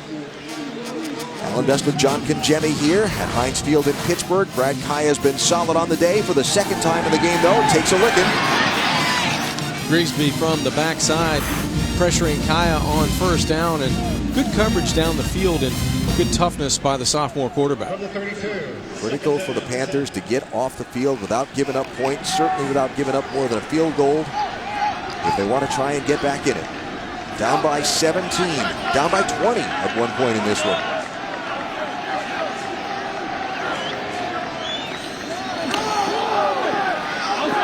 Yearby coming near side, will be chased to the sideline, out of bounds by Avonte Maddox.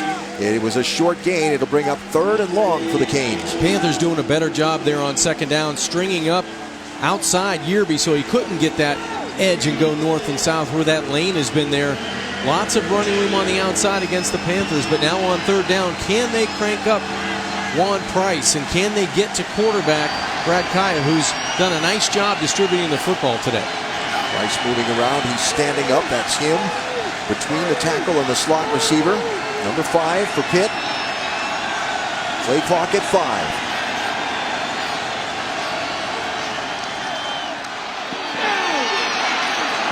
Yearby caught up from behind and dropped by Mike Caprera. And it brings up 4th down, and here comes the Hurricane field goal unit. Panthers pressured the line of scrimmage on 3rd down. Everybody standing around trying to confuse the blocking on the draw play. And it looked like Avonte Maddox missed the tackle for loss in the backfield on Yearby, but they do force a field goal opportunity. So Badgley with already 3 made field goals today, now the all-time leader in field goals made in a season for the Canes, looking for another, and he'll get it. Flag down.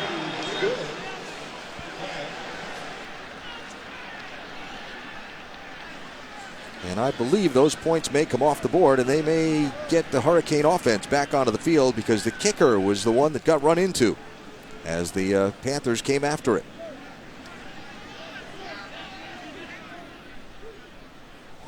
Referee Stuart Mullins over offering the options. Running into the kicker. Number 9, defense, penalties decline. The point is good.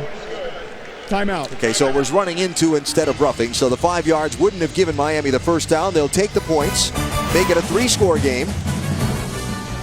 Actually 2 if they get 2 two-point conversions, huh? The puzzle fall into place.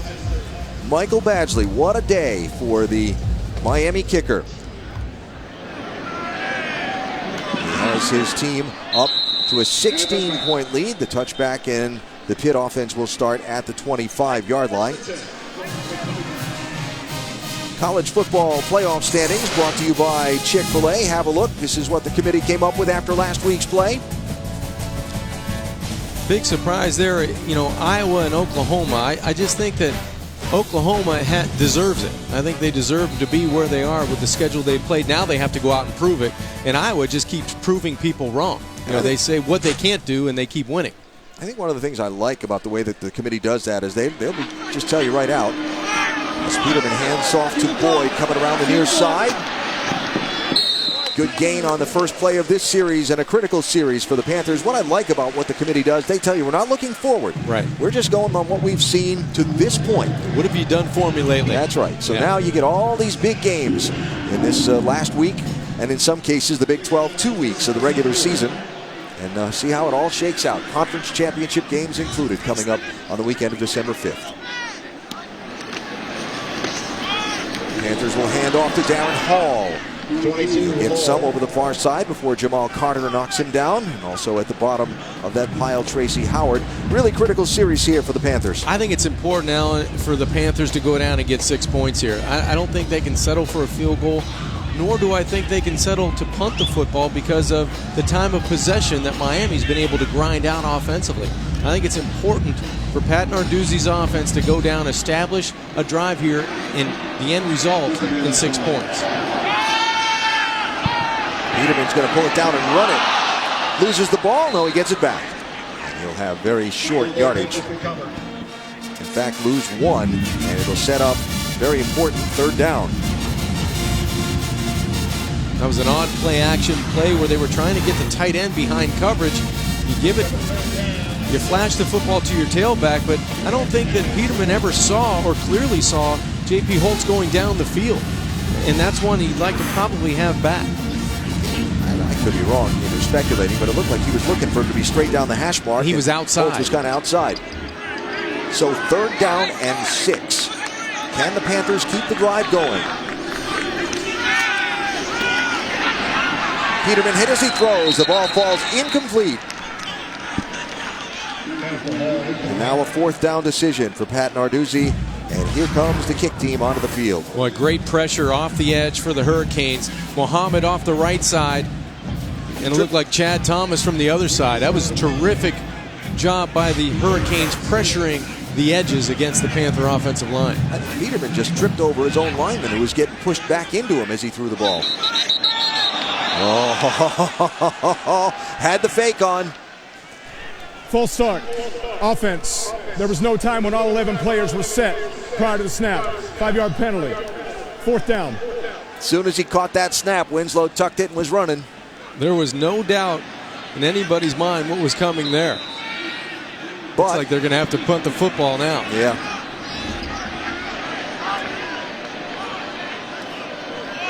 Bad snap. Gets it away. Nice job. Into the hands of Berrios, who gets buried back inside his 20-yard line. That was a mess that turned out about as good as it could have for the Panthers. I think Winslow's a shortstop. Ground ball. Picks it up and makes the out. He even tried to draw the penalty. Special. That was a double egg and cheese with a little sweet sausage to top it off. John Conchemi, former Pitt Panther quarterback. His team trailing Miami by 16. Brad Kaya on the run. Makes something happen. Had the ball in Herb Waters' hands, and he bobbled it and dropped it. Now, and that's the 2nd or 3rd time Brad Kaya has been able to extend a play, find a receiver downfield. The only problem with this one is Waters took his eyes off the football at the most crucial moment. It's either looking down to make sure his feet were inbounds when he caught it, or he's waiting for the contact, one of the two. Yeah, just flat out dropped it. That's another terrific play by Kaya, the sophomore quarterback.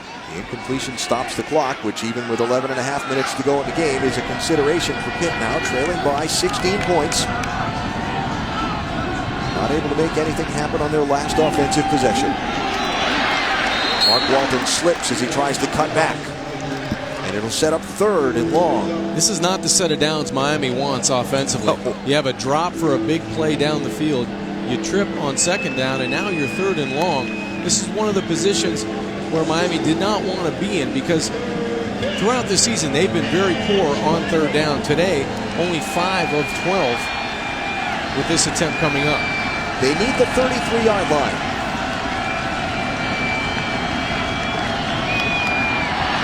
Kaya with a man running free, dumps it off to Walton. He eludes one, is going to get the first down. Crucial 3rd down conversion for the Miami Hurricanes on the pass to Mark Walton, who gets away and gets the yardage. That screen play was executed perfectly. Good call by offensive coordinator James Coley. Watch the quarterback retreat towards the screen, and then one missed tackle on the outside, and that was all Mark Walton, the speedy Walton, needed to move the chains. Caprera overran it, so the ball out to the 38-yard line. And the clock running inside of 10.5 to go. This is where you want to grind the football if you're Miami. You want to be able to run it right at the Panthers. Walton again rumbles up inside. Let's check out what's going on with John Saunders. All right, guys, check out this little trick play here by Houston. DeMarcus Ayers is going to end up with the ball, steps back and tosses it towards the end zone.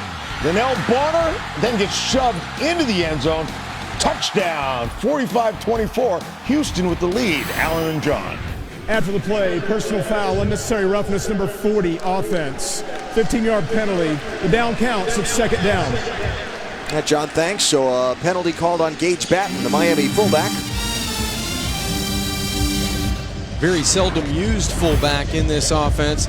You get a push from behind, the play's clearly over, and you can't go raking the pile there after the play. It's about the 3rd silly penalty that the Canes have taken today, just an undisciplined penalty. In games that Miami has been trailing, those types of penalties have prevented them from getting back into the football game. So they face a 2nd and 22 here. Kaya with time, looks to make it happen downfield, and a pass interference call will be coming, as Nicholas Grigsby never looked back for the ball.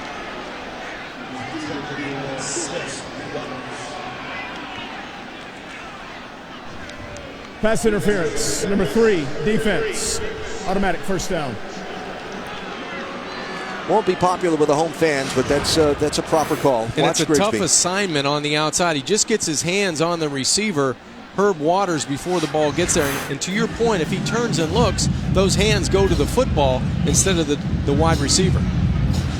So with the penalty yardage and the penalty, the ball comes all the way out to the 41-yard line, and a fresh set of downs for the Canes. Inside of 10 to go. Panthers could use the ball. Walton with not much going. Up inside, bottom of the pile, KK Mosley Smith. First call of the day for him. This is where you want to attack the football if you're a defender for Pitt. You want to be able to get that strip any way you can, because the Panthers, with 9:28 left to go in this football game, they either need a turnover or a way to get their hands on the football to score defensively.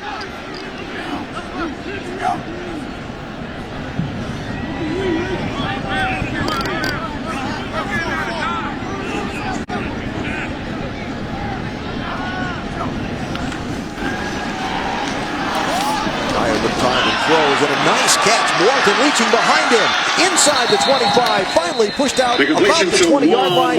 They'll mark him all the way down at the 16. Watch the catch that Walton made when he reached behind him and pulled that ball in. Miami has a ton of athletic players, and this a great job going back shoulder with one arm, one hand, and being able to catch the football. I just think that Mark Walton ran right by Mike Cabrera, who had single coverage on that side, the linebacker. He lost Walton around the line of scrimmage, and that created the big play. Gain of 41. And just like that, the Canes are down at the 16-yard line. Walton with the ball again. Get 3 or 4 on that one. And the clock continues to run inside 8.5 to go. I would think the mentality now for the Hurricanes is any type of score is a good one, but a touchdown really makes you feel good about the remainder of this fourth quarter. Without question.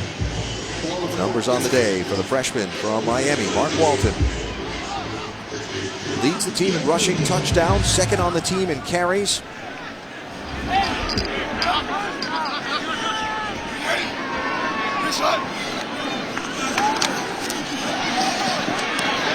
High will throw. It'll be Rashawn Scott. And he'll be dropped by Avante Maddox. Be a nice gain, though, and set up third down and short. And once again on that play, Juan Price was trying to get around the far end and was very nicely handled by Trevor Darling, the left tackle for the Canes. That's Maddox who's down. Injury timeout here at Pittsburgh. Take personal pride in watching Jake Rudock, a guy that I got to mentor as a young quarterback at St. Thomas Aquinas, try to finish out his year at Michigan. Here's Mark Walton from Booker T. Washington High School in South Florida with the carry. He'll be stopped by Nicholas Grigsby, and it will set up a fourth down. And one more time, you look at the pursuit there. The Miami field goal kicker Michael Badgley will come onto the field. He's been a weapon for the Canes today. He really has. He's been consistent. He's had a lot of opportunities, and he's come through. I don't know, when you look at it from an overall perspective, settling for field goals instead of touchdowns, not what you want. But if you want to look at it from the Pitt perspective, if they hadn't forced Miami to kick all those field goals today, what might that scoreline look like? No, you're right. That defense has done a great job in the red zone. It's just too many opportunities for the Miami Hurricanes. And the key to this game for me was the fast start that the Miami Hurricanes really started. They flipped the script on the Pitt Panthers and took a page out of their playbook, ate up time of possession, created explosive plays, and they got that early turnover that really set the field position battle. They got on the board and played field position in that first half to their advantage. Well, Badgley, who had a career-long 57-yarder against Georgia Tech last week, school record, and who came into the day second in the ACC in scoring, has kept him going. And has the Hurricanes out to now a 19-point lead over the Pitt Panthers. Yeah, the numbers tell the story in the first half, just with the total yards. Second half, more even because the Panthers possessed the football in better field position. But I just think the Miami Hurricanes had too many explosive plays in that first half for the Pitt Panthers to handle.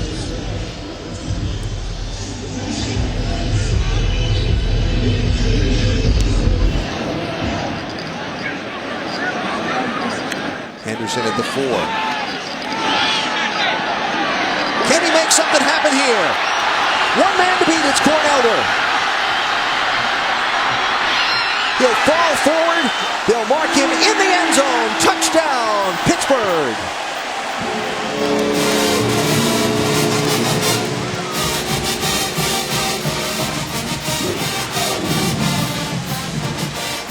Quadri Henderson, the freshman from Wilmington, Delaware, with a 91-yard kick return for a touchdown. Well, that wakes up the Heinz Field crowd. You mentioned it, 91 yards going up the Miami sideline. This is a good job of reading the blocks on special teams, and then it was all about speed. And it looked like Henderson was going to break up here about the 5-yard line, gets to the pylon. I know they're going to review this automatically on a score. It looked like he stepped out just inside the 5-yard line. And was the ball across the plane of the goal line when he hit the ground. Right? It looks like he's going to step out right there. He may have caught some white. Yep. And here is the whistle. The ruling on the previous play of a touchdown is under review. And so Tom DeJoseph, the replay official, will have a look to see if he finds indisputable video evidence beyond all doubt. Terrific effort by Henderson. You mentioned he had one man to beat. He looks like he's going to fall apart and break apart because of the push by Elder, but that's the step right there that may be on the line. His left hand definitely kind of creases the out of bounds at the 1 yard line if the officials deem he did not step out of bounds inside the 5. Yeah, that's coming back.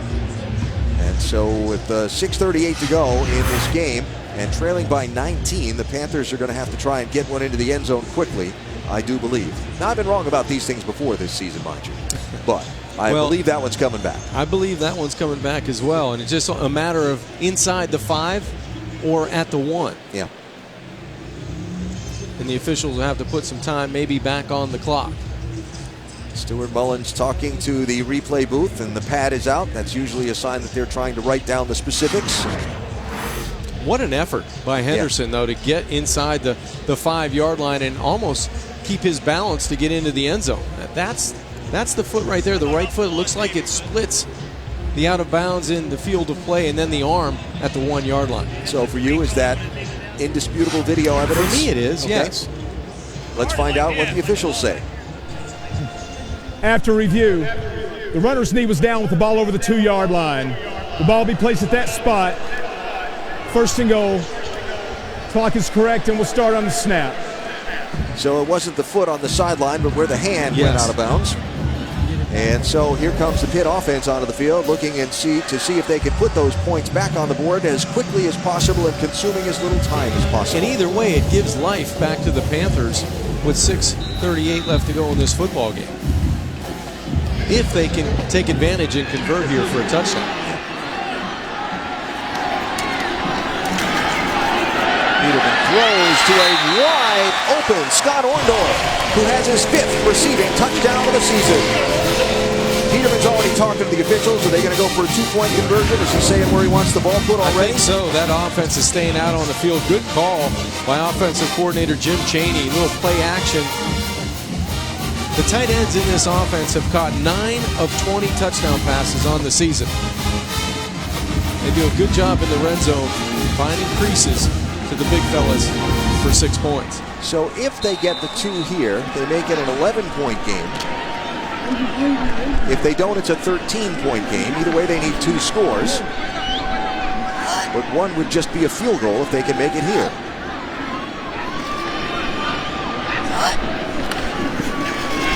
Peterman's going to run it. Did he cross the goal line with the ball? They say yes.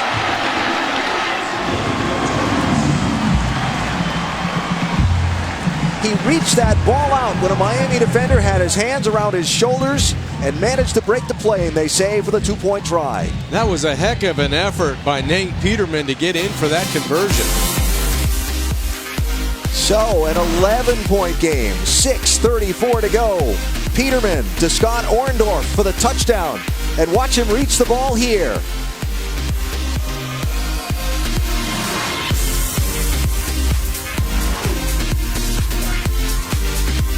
During the commercial break, the replay officials did take a look at Peterman here and the 2-point try. The standard of indisputable video evidence beyond all doubt not met to overturn whether his hip hit the ground before the ball broke the plane of the goal line. So the 2-point try stands, and it's an 11-point game with 6:34 to go. It was a terrific effort by Nate Peterman to get the football that close to the goal line because it looked like the Miami defenders were closing in. You see the hands team out up front for Miami, just in case. In case Chris Blewett and the Pitt kick team have the onside kick on.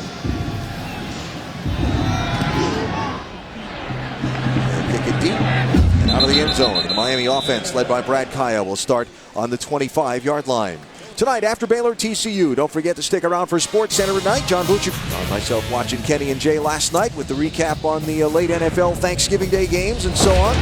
Recapping Brad Kaya's day as the Hurricane quarterback. It's been a solid one. It really has. A lot of eyes on Brad Kaya today. He's made every type of throw down the field. He's extended plays with his legs. He's been accurate all over. And then when he needed some help with a back shoulder throw, Mark Walton was there with the nice reception. Panthers bring the heat. Ball's down. Incomplete pass. And out of the hands of David Njoku, the tight end. And coming off the field near side is Jordan Whitehead, holding right shoulder just a little bit. That's a guy you can't afford to lose if you're the Panthers right now with 6:29 left to go in this game. One of those playmakers out of the secondary. Absolutely. So incomplete. There's Brad Kaya there, you see. 200 plus yards passing, 18 of 24 career games with the Hurricanes. Yearby gets away from one. Tries to get to the outside. He'll have a nice gain there. That's 5 strong yards of running by Yearby after changing directions.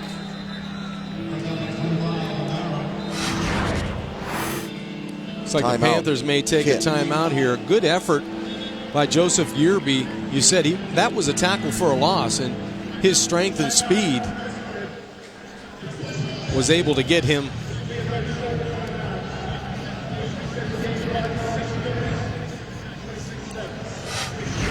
Allen, his strength and speed was able to get him positive yardage on the play. Absolutely. So Miami looking to see if they can convert on this 3rd down here and keep the ball in their possession and out of the hands of Pat Narduzzi's offense. An 11-point game, so a field goal and then a touchdown and a 2-point try if you can keep the Hurricanes offense from scoring any more points. Yearby's been pretty solid today. 97 yards of rushing on 20 carries, averaging just under 5 a carry. And this is one of the things Miami needed to do if they were going to defeat the Pitt Panthers. That's run the football in between the tackles and then get Yearby outside. He's done a nice job of using the vision and his burst through the line of scrimmage to get to the second level. You mentioned the 97 yards. He's done it on the inside. He's made people miss on the perimeter. I just think Joseph Yearby had a terrific day running the football. 3rd down and 5.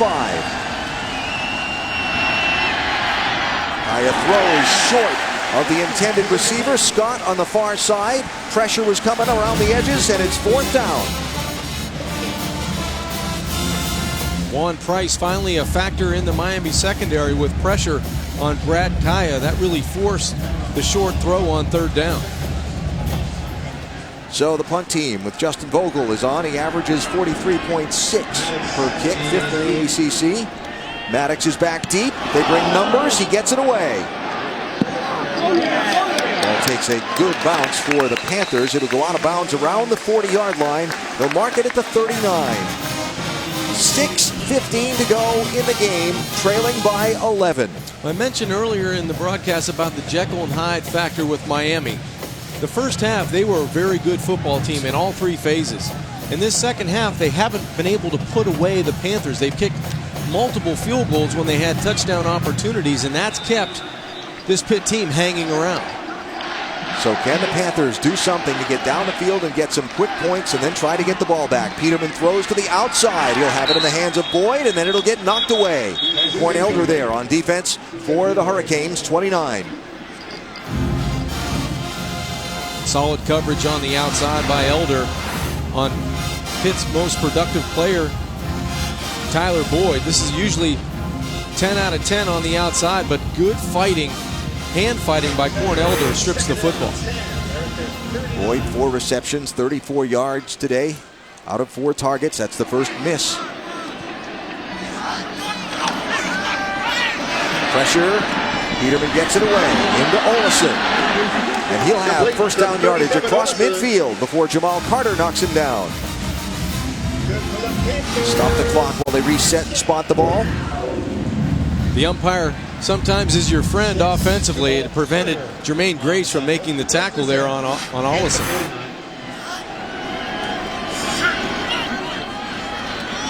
Peterman throws complete. Finally wrestled to the ground as we check in with John Saunders. All right, guys, coming up, Ryan Arcidiacono, one of the best shooting point guards in the nation, leads Villanova against Georgia Tech. Preseason NIT. That'll start on ESPN News at 3:10. Okay, John, thanks. Peterman pulls up and throws on 1st down, but I believe he was across the line of scrimmage, and that's going to come back. He ran near side, but I think he stepped about a yard over the line of scrimmage when he set his feet and threw the ball.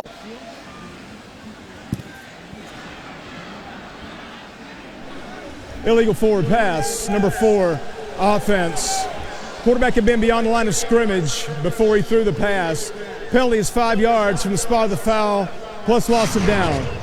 2nd down. And there's the line of scrimmage, the 32. Peterman trying to retreat and make his way back. Now, if any part of that body's touching that line, it's okay, but I think the officials deemed he was already across and didn't get back to the line of scrimmage. Line judge was standing right there. Right there. So had a good look at it. Penalty backs him up to the. So they are respotting the ball. They moved it a yard too far. So at the 44-yard, check at the 36-yard line. And now 2nd and 15. Throws almost intercepted. It's Jermaine Grace who stepped in front of that one. And could have closed it out for the Canes right there. Yeah, the penalty and good timing by Jermaine Grace. Remember, a couple plays ago, he was walled off by the official. That time he was able to make a play on the ball. And that's going to bring up a very 3rd and long. 3rd down. 14. Need some yardage here. Do the Panthers, even if they just want to see if they can make the field goal a little more comfortable if they can't convert. Peterman in trouble, gets away from one, stumbles down just inside the 30-yard line. So that would make it about a 47-yard field goal if they want to try the 3 here. And that is, in fact, what's going to happen as Chris Blewett will come onto the field. His longest, a 56-yarder against Georgia Tech that happened back on October 17th. Well, you mentioned that was a valuable scramble by Peterman to be able to get his kicking team in position for a make here with 4:37 and counting to go in this game. To make it a 1-score game.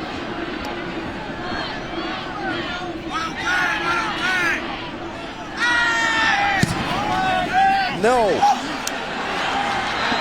Wide left.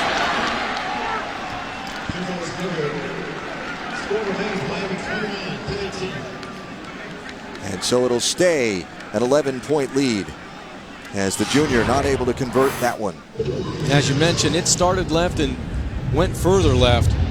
And that's one you would love to have if you're the Panthers. That keeps you right back in this football game looking for one defensive stop. Yeah, it was the right call to go for it there. I think so, yes. But now that they've come up shy, they have to get the ball back and get it back in a hurry. So the Hurricanes will come back onto the field looking to see if they can run some clock and protect this 11-point lead. Looking at some of the goals starting the day. The penalties, probably 3 of those 6 have been foolish ones. They have forced the 1 turnover. And first down has been very good for them. I think that's been the biggest key for the Hurricanes offensively today. Miami took a little.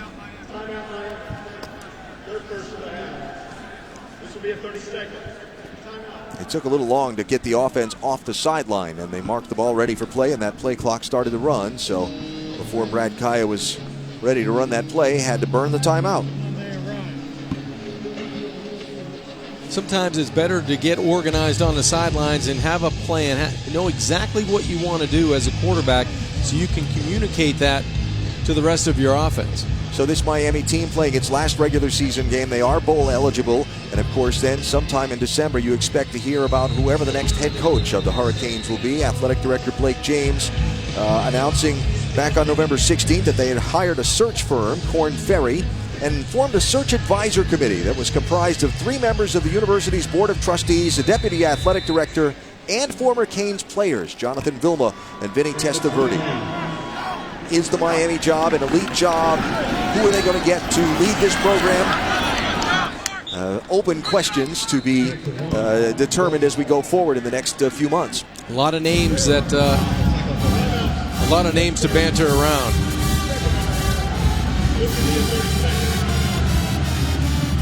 You know, the pluses on the program. Look, Miami is fertile recruiting ground.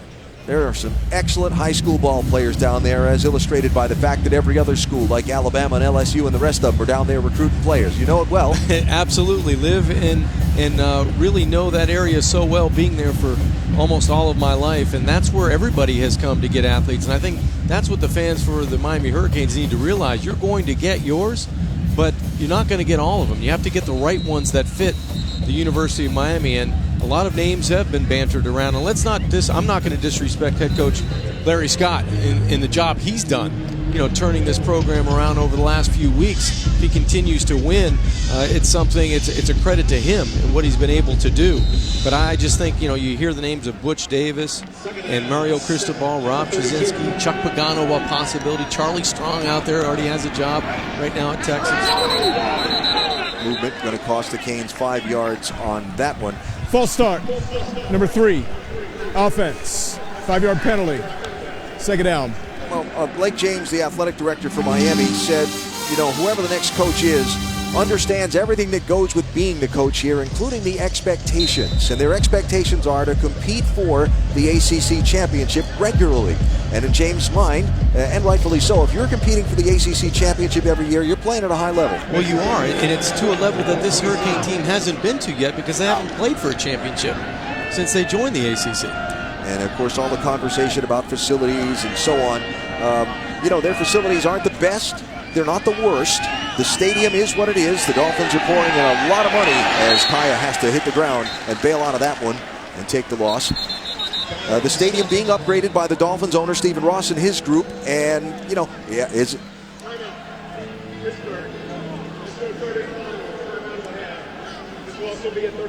so Miami facing 3rd and forever, and Pitt trying to get the ball back. So, the stadium situation is what it is. It's not going to change in the near future for sure, and they expect someone to come in and embrace the program's past and take it into the future, understanding all of that. Well, there are all the legendary names, and it starts with Coach Snellenberger and Jimmy Johnson, Dennis Erickson with the championships and the national titles, and then it moves to Larry Coker with a national title, and Butch Davis, one of the names that has been mentioned as of late. You also have to throw in Greg Schiano's name, who has a history at Miami there. So there's plenty of talented coaches around the country that would probably covet the Miami job, and you have to get the right guy, as you mentioned. And I don't think, to be honest with you, Alan, I don't think the stadium's been a problem. They've won inside that stadium, and when you win, you should be able to create the atmosphere and bring the fans out. So 3rd and 18 here. Can the Panthers stop the Canes and get the ball back? Kaya will hand it off. And Walton will go nowhere. It'll bring up 4th down. It'll bring the Miami punt team on the field. Pitt's out of timeout, so the play clock will run its full distance, although there is an injured player here, and that is Juan Price, who is down on the field. Well, the Pitt defense did their job. They came out again and sent Miami's offense to the sidelines.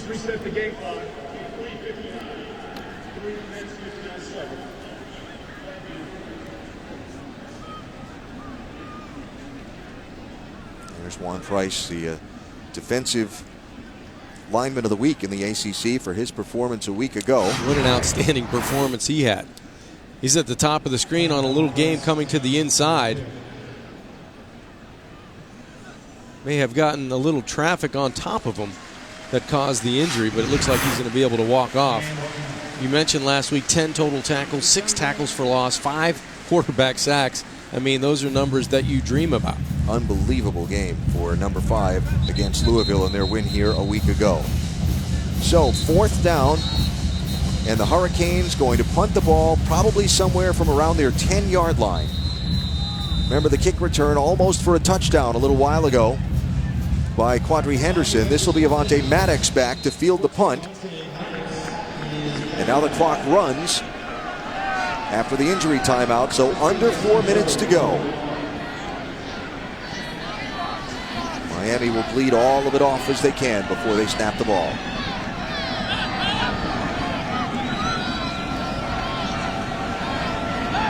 Long time to stay down in those 3-point stances, too.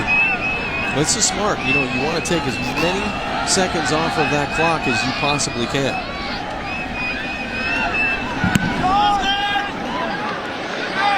Good kick. Sends Maddox all the way back to his 35. Got a little bit of room. Gets one cutback. Finally spins into traffic, and he'll be dropped at about the 41-yard line. 3:13 to go. Needing 2 scores. A touchdown, a 2-point try, and a field goal. A field goal that they tried and missed at the end of their last possession to try and tie this game up. Well, I think it's Tyler Boyd time. He has to appear here, and for that to happen, you need good pass protection, and you have to have an accurate Nate Peterman down the football field. Other scores: Houston beating Navy 52-31. In the MAC, Western Michigan leading number 24 Toledo 32-24. Here's Nate Peterman throwing downfield. He's got a receiver, Boyd. As you spoke, he'll run out of bounds at the 6-yard line.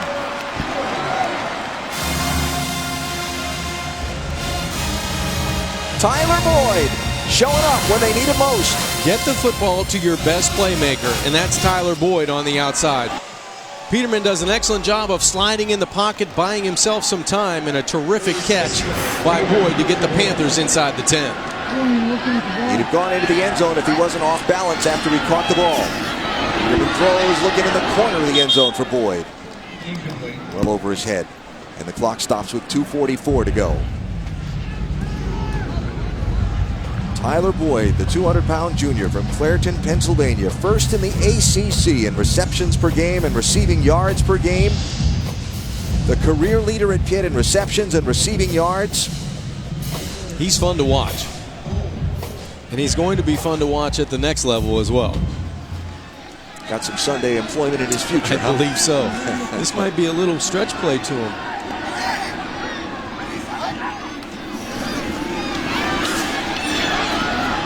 Throws over the head of Boyd, looking back like, which way were we supposed to be going here? Boy, and that's one the quarterback, Nate Peterman, would love to have back. That one got away from him. Boyd found a wide window in the end zone, and an accurate throw is 6 points. Something Miami's done a good job of today on Peterman is putting pressure on him. They have. They've made him move and then reset his feet, and he hasn't been able to be accurate when they've got him off of his spot. So 3rd and goal. Gonna run for it. Can he get there? Touchdown, Pitt!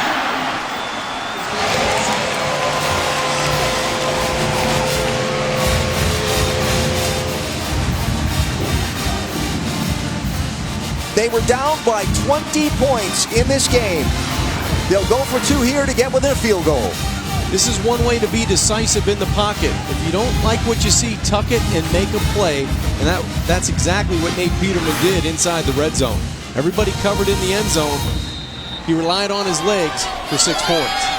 Last time, Peterman barely got the ball to the plane of the goal line before he was knocked down on the 2-point try. Can they get it here to get it within a field goal? To Boyd. Bought a traffic. He'll be well short. Nice play in the defensive backfield by Cornelder, 29 for Miami. And so it's a 5-point game with 2.5 to go. Good defensive stand on the 2-point try for Cornelder. A lot of white jerseys trying to get penetration off the edge. The big fella in the middle, too. Calvin Hurtlow does an excellent job to get penetration, force Boyd to the perimeter. And now you have to rely on your special teams in your onside kick unit. I was just going to ask you, so you definitely have to do the special teams kick here. Out of timeouts. Yeah, you got to do that. And I think it was Cornelder may have dislocated a finger on that play at the goal line. We'll probably tell you it was worth it to make that stop, keep his team up by 5. Of course, Elder the one that ended up with the ball and running 91 yards in that crazy last play at Duke for the win. The one that sort of led this 3-1 run that the Hurricanes have been on, that they're trying to stretch to 4-1 here. Miami out to a 17-0 lead in the first quarter of this one. It was 23-3 at halftime. Now it has been a 7-0 advantage for Pitt in the third quarter and a 14-6 advantage for Pitt in this fourth quarter. A 5-point game, 2 minutes, 34 seconds to go. And the Pitt kicker, Chris Blewett, setting up for the onside kick to come to the near side.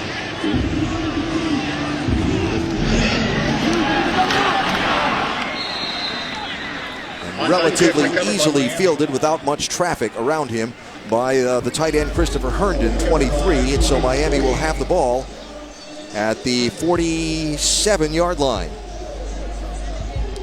Make it the 48 where they're going to spot it. Nice job by the Cane special teams to pick up all the traffic as it was trying to get through. Real good job, and the Pitt special teams never got that hop. They were that big hop they were looking for. So now Brad Kaya facing a defense and a team without timeouts remaining. 2:34 left to go in the game. This is where you want to be able to win up front and get one first down. And line up in the I.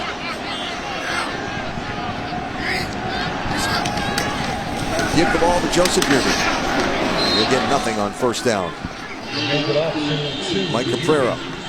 First one under the pile. And clock running. Inside 2.5 to go. This is where defensively you want the officials to spot that football, get it back into play so you can beat the clock and have a chance to get the football back.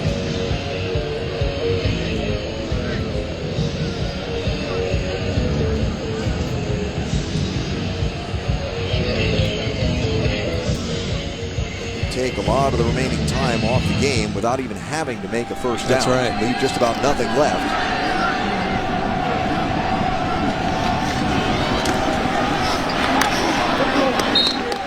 This play will take the clock down to 1:05 to go, and they'll be third down.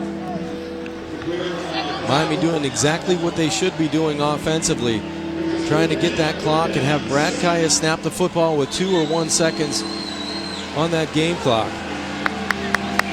James Coley, the offensive coordinator, explosive plays in the first half, and it seems like this team just trying to hang on here late in the game. Whistles, and which way does that go? Does it go against Pitt? And if it does, it changes the picture.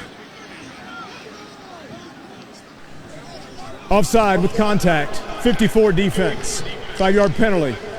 Third down. Now it becomes a 3rd and short. No one more frustrated than Tyreek Jarrett, I can tell you that. He's right over the football. And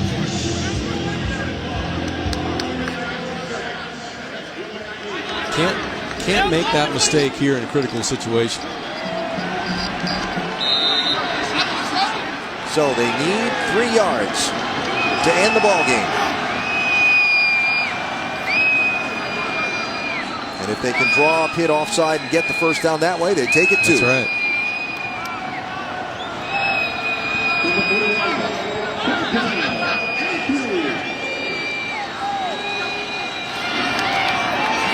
Walton. Stopped just short of it. But basically, even if you stop them here on 4th down, you're basically going to be looking at a Hail Mary play, and that's it. And it's going to be, if you get the football back, it's under 10 seconds. Yeah. Well, how about it for Larry Scott? Looking to take his Canes to 4-1 since taking over as the interim coach. First bowl selections will be made after the college football playoff selections. Will the ACC get its champion into the college football playoff? Will they get 2 into the New Year's 6 bowl games? All questions to be decided in the next 10 days' time or so. Well, hats off to Larry Scott. He's going to use his last time out here with 11 seconds remaining, but you mentioned the job he's done.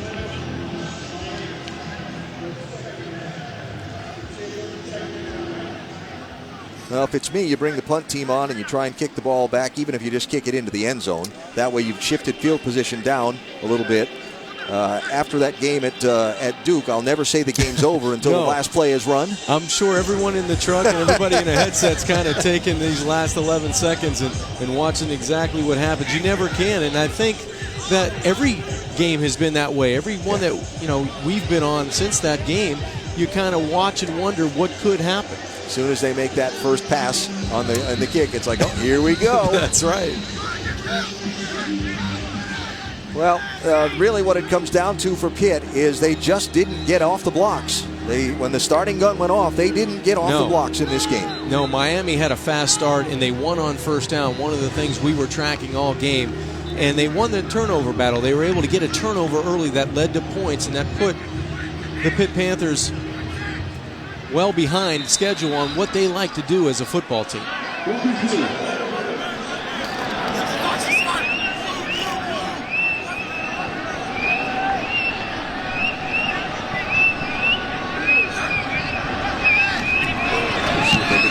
side they came after it.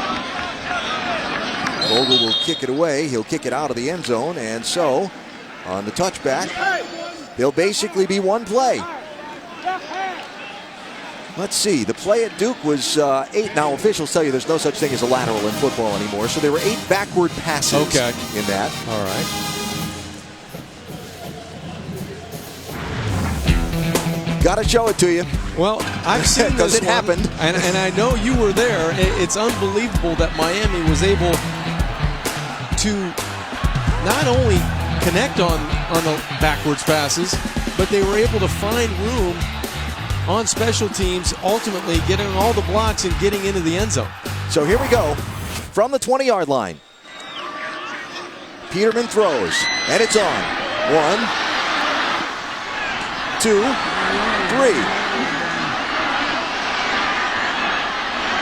4. Uh-oh, that's trouble.